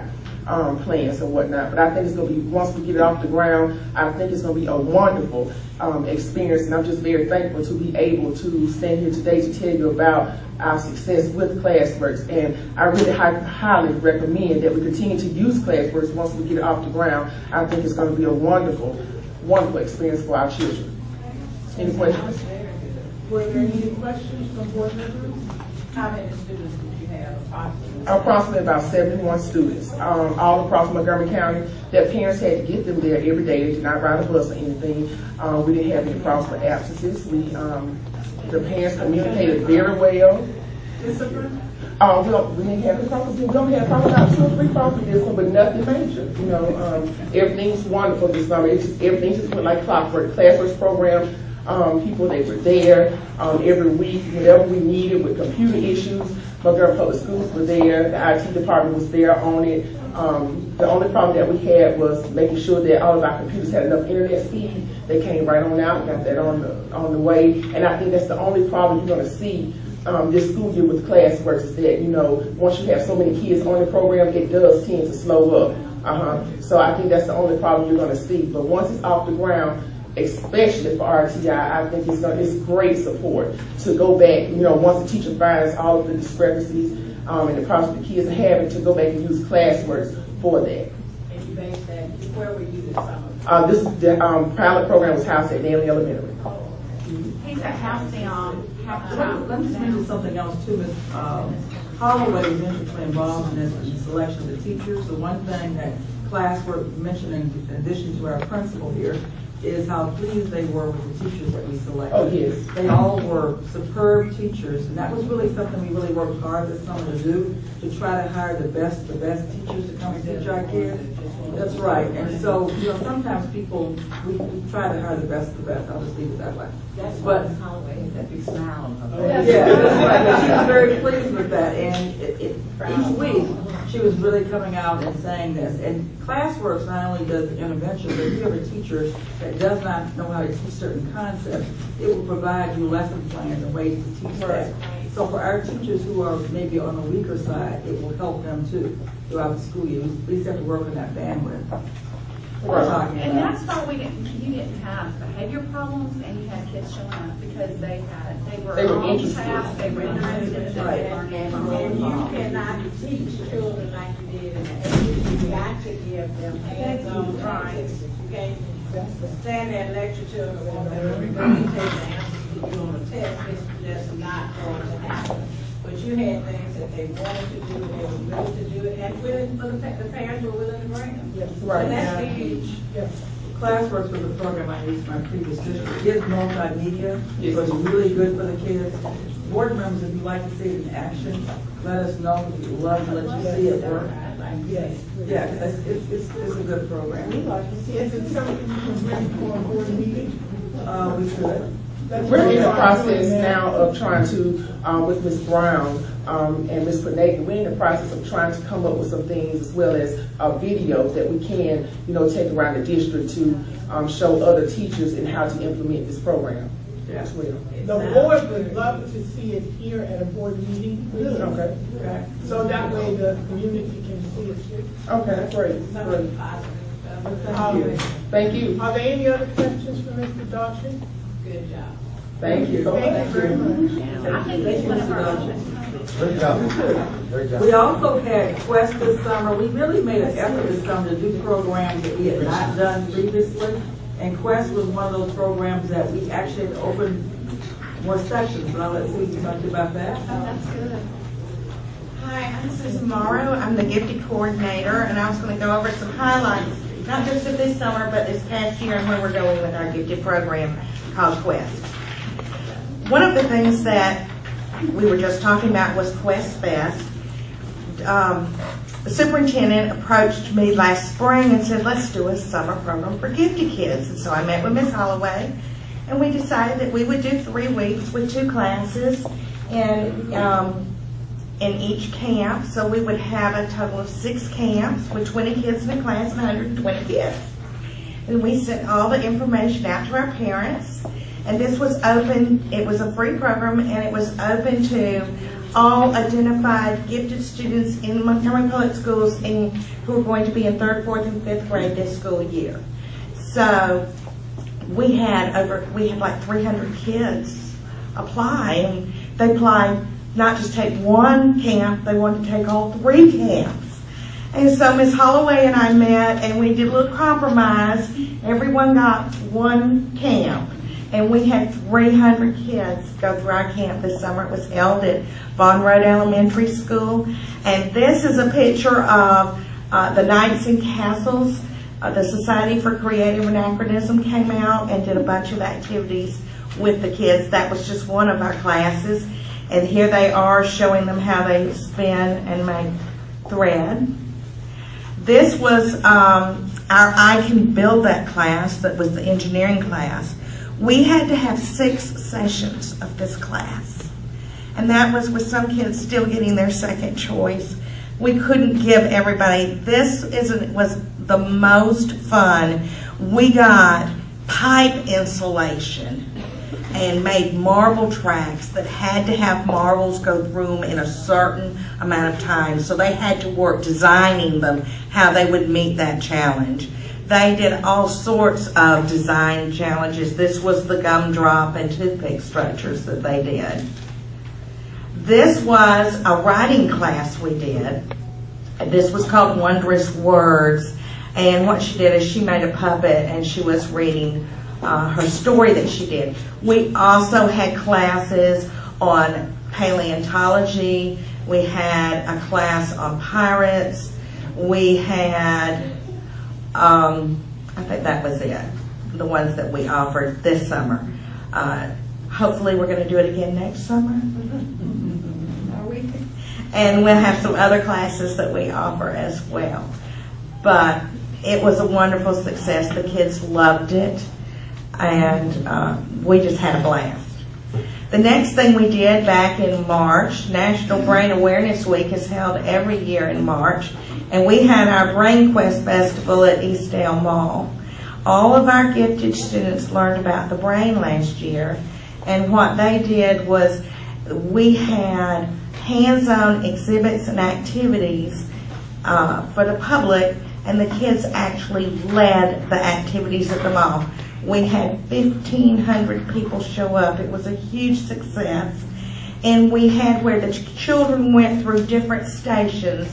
And if they went through all the stations, they got a bag at the end. And that had a brain coloring book, brain stickers, brain pencils with brain erasers, and even a little foam brain stress ball, which they loved, all that. This table is showing some of the setup that we had of handouts for parents as well. Just things for adults about your brain. This will show you here they are making brain hats, I believe, in that one. And in this one, this is learning, this one's called Let Your Fingers Do the Looking. They had to put their hands inside the head and feel something and be able to describe and tell what it was just through handling it. And can you tell what you smell? Those were little containers of different smells, and they had to see if they could identify them. All of these are processes, sensory processes that your brain controls. And then another exciting thing was our Quest teacher, Cheryl Thomas Dean, won the Shots at East Chase Shop Team Rewards Essay Contest. And so I believe it's next week. She should be getting a check. 2 weeks. She should be getting a check for $1,000 to use in her classroom. So we were very proud of her. The other thing I want to talk to you about is one of our focuses. It's very important with the new common career, the career readiness standards. They don't just look at benchmark and minimum standards anymore. They look at continuous progress. So what has been a real issue with gifted all over the country is that when we had minimal standards, people looked at our gifted kids and went, whew, they've met benchmark, I don't have to worry. Well, the new standards are continuous progress. So our gifted children, if they go into 3rd grade on 5th grade level, they need to leave third grade on 5th or 6th. So, a lot of teachers don't know how to do this. I mean, this is not the easiest thing when you have children that are a year or 2 years above grade level in your classroom. So what we're in the process of doing, and this is my PLP goal for the year, is we are developing materials for the classroom teachers to access and use that are differentiated where they can take it a step further. It addresses all of the benchmarks. It addresses the standards, the CCRS standards, but it lets them go a little bit further with it, with the strategies. And we are going to be putting them on the school system's intranet, where all the teachers in MPS can access them and download them. And I will have about 20 up there. Give me 2 more weeks. I'm finalizing and putting pretty covers on them and things like that. So these are materials I think our teachers will really enjoy using. And we have one on money already, and there are things in there they can use with general ed kids too. But then it has suggestions on how to bump it up, and here's how to take it a step further for gifted. So that's one of the big things we're working on. Our next thing, I am so excited to tell you about this. I was very honored to be asked to work with the State Department this summer and some other people, gifted coordinators and gifted teachers from around the state. And we are in the process of developing a state gifted curriculum framework. Now, this is not what's taught in gifted class. This goes over the skills that you would introduce for gifted students in grades K through 12 in general education. So if you want to know at what level do we look at analogies and study analogies, what's the appropriate grade level to introduce that particular thinking skill. We've got critical thinking skills, creative thinking skills in there. We have affective skills for our gifted kids, because let's face it, they are, many of them, we hope, going to be our leaders. I do want to think that if I have a neurosurgeon operating on me, he's gifted. You know, I hope he is. I think he is, probably, if he has that. But anyway, it's in the draft stages, and we're going to roll it out, hopefully, around Christmas. I do want to tell you, Amy Allen, one of the gifted specialists from Montgomery Public Schools, also got to select her to go with me and work on it. So we spent a week with the State Department. I've seen the draft. We're just working on a few things on the assessment piece and how you will evaluate all of this. But when it's finished, I would love to share it with you. Do y'all have any questions for me?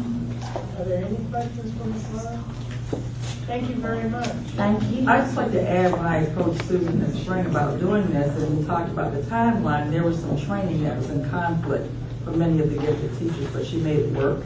And then when they came back and said, oh, Barb, we now have twice as many students as we thought we'd have, and how do we handle this? We managed to handle that, and it's exciting. And I think Classworks also will add this, because it does an extension projects for kids who go above and beyond. So you'll be able to use that too with your gifted students.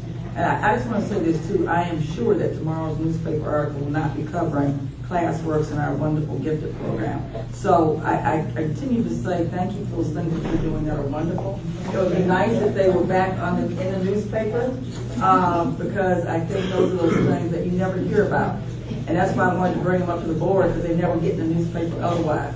So, but I think that they're wonderful projects, and once again, I had so many emails from parents saying how delighted their kids were to be in this program this summer. Madam President, Yes. Barbara, I just want to thank you. I feel like today's one of the first times in a long time we've had a committee of the whole where we have really discussed academics and student achievement. And I think that's where our real board work lies, and I just appreciate this being on this agenda.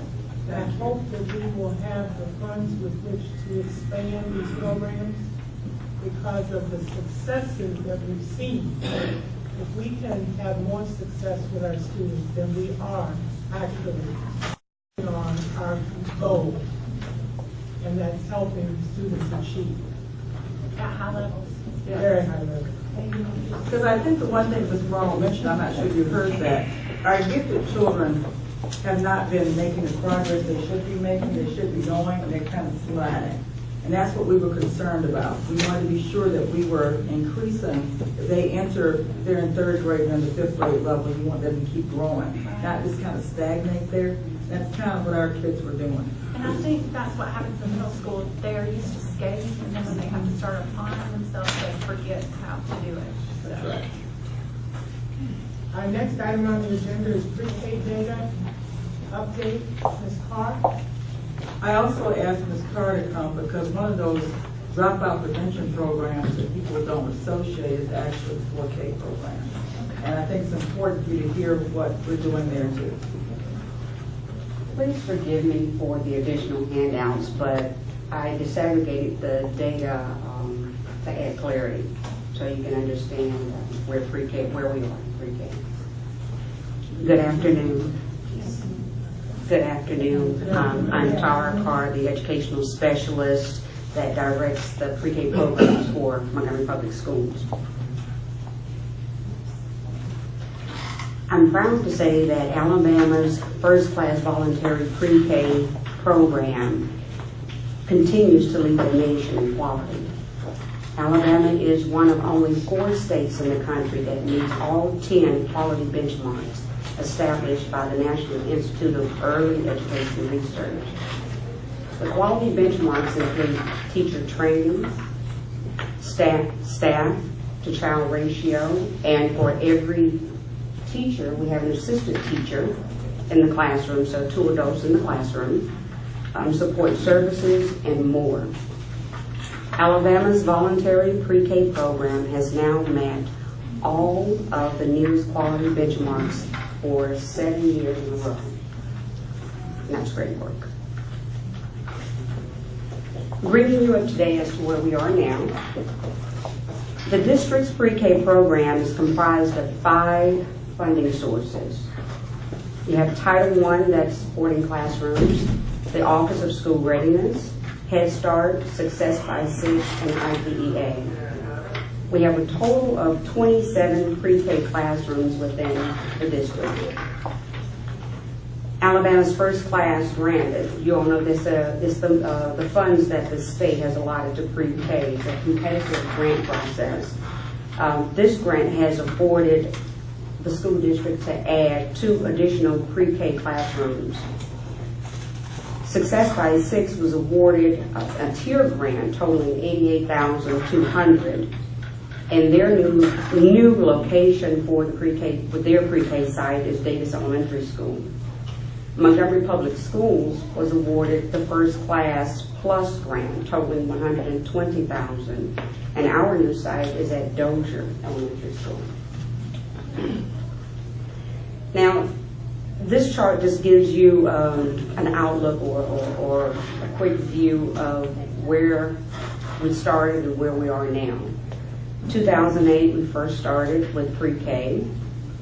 Now, we have, again, like I said, 27 classrooms. The enrollment for pre-K this year, right now we're at about 301 students enrolled. And the reason I say about is because IDEA, the classrooms at the Children's Center are a little different. You have AM and PM students. So the enrollment fluctuates from day to day. Currently, with our Head Start, we have 9 Head Start classes within the district. Currently, because of budget issues, Head Start will not start until October 1.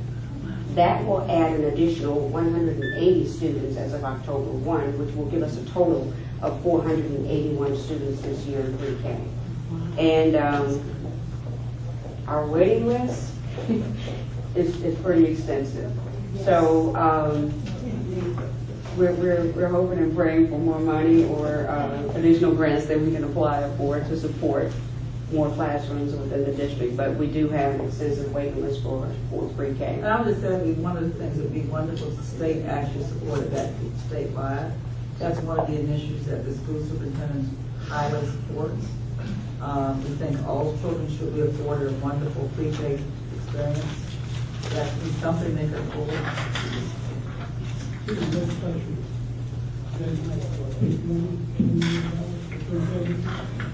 I'm not sure what happened to that. If I'm not mistaken, I think it was 9 million, wasn't the 12 that was asked for, which made the grant even more competitive, because we actually applied for 3 additional classrooms at various schools. But we were actually awarded 1, and that the PLUS grant was actually the highest grant that you could get for the complete startup of a new classroom. So. I guess I was talking about, every child would like to go to school, could go. Good. Right. Our assessment tools for pre-K. Since pre-K started, well, I shouldn't say since it started, but for the past 4 years, the assessment tool has been the LELA, which the LELA is short for the Language and Emerging Literacy Assessment. This assessment is given twice a year, and it is comprised of 7 categories: book knowledge, expressive language, beginning sounds, phonemic awareness, rhyming words, uppercase and lowercase alphabet recognition. On one of the handouts that you have, I'm giving you some data that I know this is your second time getting it, but I want you to look down at the bottom. I added the LELA averages for the different funding sources. And if you look on the last page, it gives you the averages for the total enrollment. So you have before you the 2011 and 2012 school year, and there again 2012 and 2013. It gives you a better outlook of where our kids are leaving once they leave pre-K and their readiness skills. Now this year, we're changing assessment tools. From the 7 categories that I've outlined, you can see that LELA focuses primarily on reading. We're moving towards a more comprehensive assessment tool, which is the GOLD assessment. It focuses on the total child.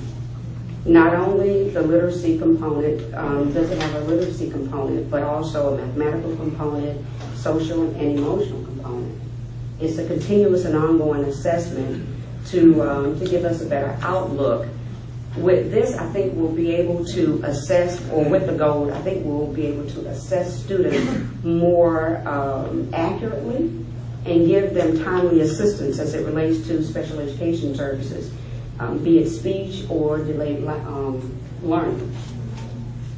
Those are preventatives. Statistically, it states that if students get preventative services early on, generally by 3rd grade, they no longer need those services.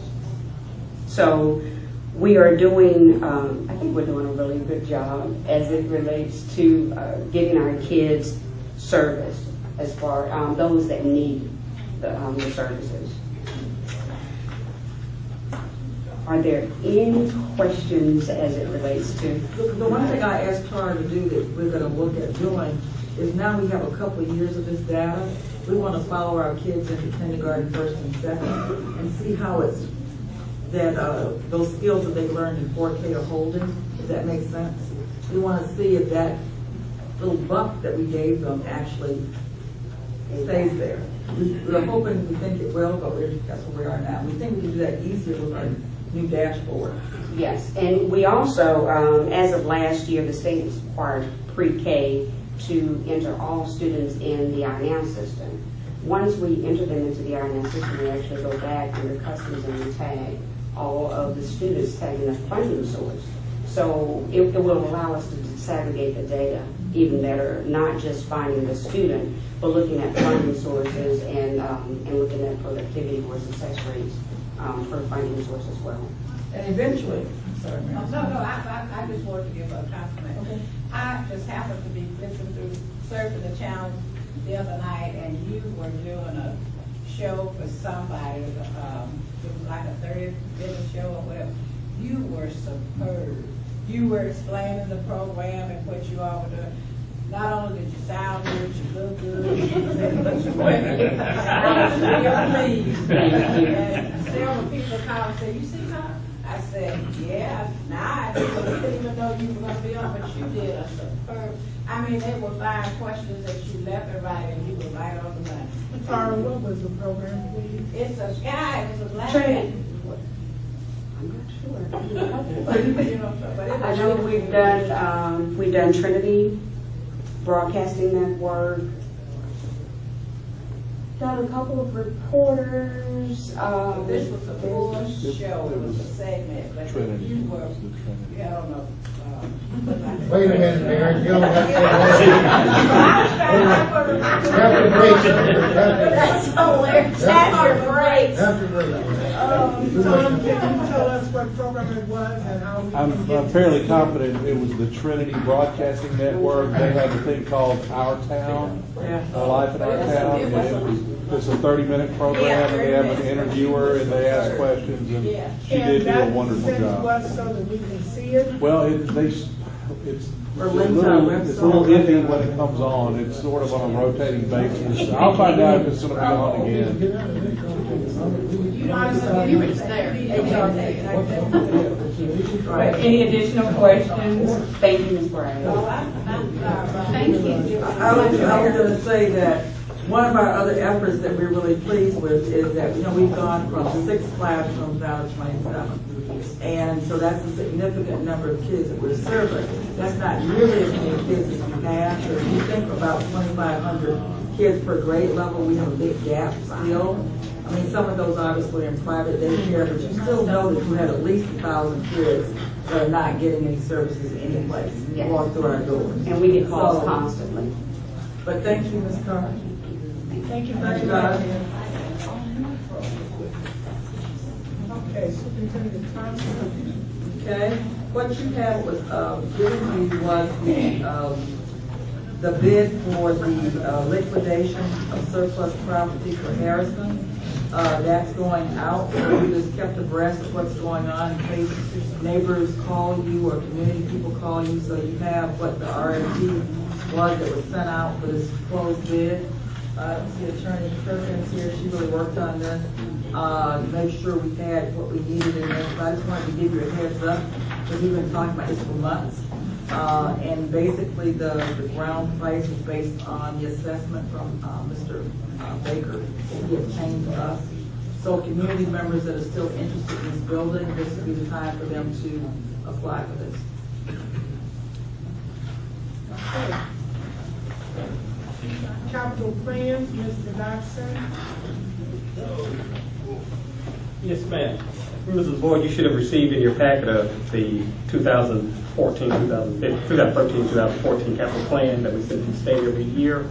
Again, this plan is based on the 2005 DeJong report. We've just updated it each year. As the need arises, I'll be happy to answer any questions. May I ask you a question real quick? I drove by Billingrad, the old Billingrad, Sunday. What's going on at that school right now? What are they doing? They're actually doing the abatement process. Okay. What happened with that situation, we did the abatement process as a group to get a better price. Right. And the city, as you know, was scheduled to do the demolition. Where they're behind on the demolition piece as far as getting to our schools. And so that's what we actually went ahead with the demolition piece of, the abatement piece of remove the friable asbestos. And that's why you see the windows and those things. They had asbestos in them, so we had to remove those out before the demolition. Thank you. Mr. Dodson. Yes, sir. Those capital projects there for 2014, they total somewhere around $20 million. About $20 million. That would be new money, wouldn't it? This is based on, most of these are going to be in your phase 3, which will be new money. Yes, sir. they're gonna be in phase 3 program, phase 3 building program that you're actually talking about now. We got it for 2014, Right. which means if it's for 2014, we'd be needing somewhere in the neighborhood of $21 million now, wouldn't we? Which would be new money. Right, it's In gonna order to start. carry that through. Yes, it's gonna start. That's the point. And again, these, if you look at these are the programs that have been presented to you in your phase 3 that have been Yeah. presented to you. Right. Right, these are those programs, those projects, right? Of those, do you think, how many of those do you think we'll be able to carry out? We're gonna need to talk about that. Oh, we're gonna do- That's what I'm saying. That's what my concern is. We are, I mean, we got- we're gonna need to talk about that. Okay. That would be new money, you're right. Absolutely. Have you got any in your backyard? No. Any other questions? Are there any other questions? I'm going to Mr. Amazon to Johnson? try to find money. Thank you. Thank you, Mr. Johnson. Superintendent? I think you got to see this in the packet, like the zones, team members. We now have 5 zones. I just wanted you to see who has each of the zones and the people underneath those zones. Because those are the zones that go and support our schools. They turn up in schools without notice. They walk through, they provide content, help, behavioral support. And I thought you kind of needed to know who those people were. They were trained for the last couple of years by Alabama Best Practices. So they really got some training in terms of what a good classroom should look like. They were also trained in instructional rounds, so they know what that should look like. We coordinated a meeting this last week where we want to make sure those walkthrough forms go to some other critical people, not just the principal. For example, our RTI coordinator, our SIG coordinator, so they also get a vision of what's going on in the schools. But we think we have a pretty good team going on. We have a meeting again this week, once again, I believe it's Thursday, to outline once again roles and responsibilities, and also to coordinate our strategic plan. And I want to mention this so board members can hear this.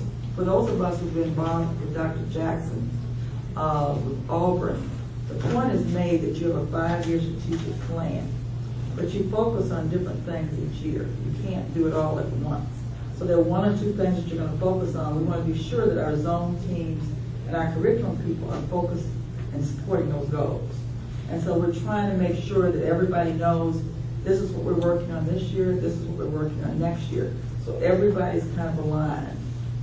So we're trying to make sure that everybody involved in that is on the same place and moving forward.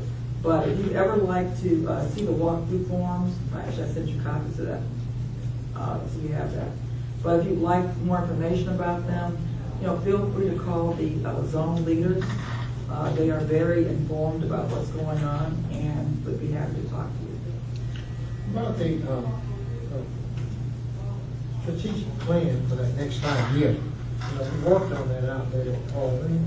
That's supposed to be finalized by now, isn't it? They're working on it. When we get the copy of all of that, so that we can see. In my last weekly update, I said we had a meeting with the PR company. Right. The PR company is going to help us with our rollout of the strategic plan So because when they finish, then we'll all get a copy of the entire plan. that's right, you get to vote on it, but they want to think about how it should be presented to the community and the public. Because, last time I went to all 7 zones, we met in those schools. We really want to roll out strategic plans so everybody knows what's going on. And the PR firm, by the way, Auburn is paying for that. So we're very fortunate that they are still paying for helping us to do that. So we are, you can have a wonderful plan, but if nobody knows about it, they just don't know Well, no about one it. showed up at those meetings. That's I mean, right. It was very sparse, because I went to several of them, as other board members did, and it was very sparse. So we're trying to make sure that, the plans are in key places, communicated well, and that's what they're doing. So they're gonna get that done soon. But they're working on it. Actually, I think we met, Tom, did we meet, not last week, but the week before? 2 weeks ago. 2 weeks ago, yeah. And that was the PR firm that's working on kind of I wouldn't call it branding, but kind of a rollout theme of how we're gonna do all of our communication. She'll be getting some. Are there other questions on the, I just have a request. Could we get some phone numbers? Because I feel bad. I feel like I call Renee every time we say, because usually That somebody is too. true. Yeah. And I hate to keep bothering her about it, but I don't know how to get in touch with these people. Okay. Thank you. That will book her again this year. I'm trying. Okay. In her spare time. Yeah, okay. Could I request that the special ed department, I know that, Cuba Rapids went to, I think, Texas or somewhere with this cold teacher thing, special education teacher, something like that, a new program. I understand it's working real well. Could we have that, on our next meeting? Well, I think she had the training this summer, and they're implementing it this fall, right, Katrina? Yes. So you might want to wait just a couple of months to see how it's going to work. I mean, I don't mind her coming to present what they were trained on, but I think they were just trained this summer, am I correct? No, they were trained in February, but they implemented it last school year as well. What did they do this summer? They did training this summer, Okay. training for additional schools. There were some pilot schools that started the co-teaching, and they did that for the entire year last year. After February? No, there were some that started at the beginning of the year, and then there were others that were brought on as the pilot school. There were some that were already doing it that were not in the pilot school. Oh, okay, I guess I didn't realize it was the whole year. So we Was that do the whole need, year? as Ms. Ryder suggested or asked, that we have a presentation on that program, if you will, please, at our community of the whole Hopefully we were meeting. able to keep that staff. Thank you. So Other that's really comments and critical. questions from the board? Gosh, I'm glad you brought that up. I will do that. I will just say this to other coordinators, if there are programs that you want highlighted, like the ones we did today, make sure that you contact Renee, and we'll certainly try to get them on the agenda. Once again, I just want to say, I just appreciate the academic focus today and the information. And that just, I feel like I can relay this to my community members and let them know. And I see that Ms. Briers and I are competing for the most schools. I noticed that. I started counting. The last thing I want to mention is we just wanted to check to make sure that the schools that we have are the correct schools. I have a question about that. When we changed our district, our lines moved a little bit. And these are the schools from the old line. That's right. That's right. Has that not been taken into consideration? If they And I'm have, asking, I don't know. if they have, they should be given to Renee. And we didn't have the new updated one. Should Tom do that though? Tom, would you know the zones that we're in right now as opposed to where we were? No, sir. What I can do that. I think Well, there's several of these that are not in my zone at all. Mr. what I will do if I can is get the information for Tom. Yeah. So that he can reconfigure the Yeah. list. But we felt we didn't have the correct information. I don't think it is either. The last I heard, you guys were going to do some shuffling and moving around, and I never. We did. But we never got the finalized Right. information. I think what you have to do probably look at that, read that map. I'll get it. Well- I'll get it and give it to him, and then he can make it. That's where Miles I'm Mayer. going. Miles Mayer. Miles Mayer. There was some discussion about that you weren't going to just rely on the geographic lines, that you were going to look more at balancing in terms of numbers and not be as tied to geography. After we get what is assigned to our district, then we can try and balance, okay? Any way you Because we want. just don't know at this point. Yes, ma'am. That's Right. I have to say one more thing. I just like to say thank you to the board for being so patient, because I know we covered a lot today, but I think there were programs that you needed to hear about, that you had not heard about, and just an update. So we are doing some pretty exciting things that I would like to thank the board for all the questions as it relates to our proposed programs. I don't believe We that's a want, true statement. yes it is. If you just let me finish my statement, as you say, the questions get very interesting. And you ask for information that we need to know. We don't always understand what your questions are and where they're coming from, but they're very, very valid. Sometimes it goes long, sometimes it goes too long, but hear me, Mr. Portillo, specifically. All right then. All right then. I'm just trying to get you to stop while I'm talking. Okay, I'm finished. Go ahead, so the end. Go ahead. Thank you. Thank you. This meeting is over. This meeting is over.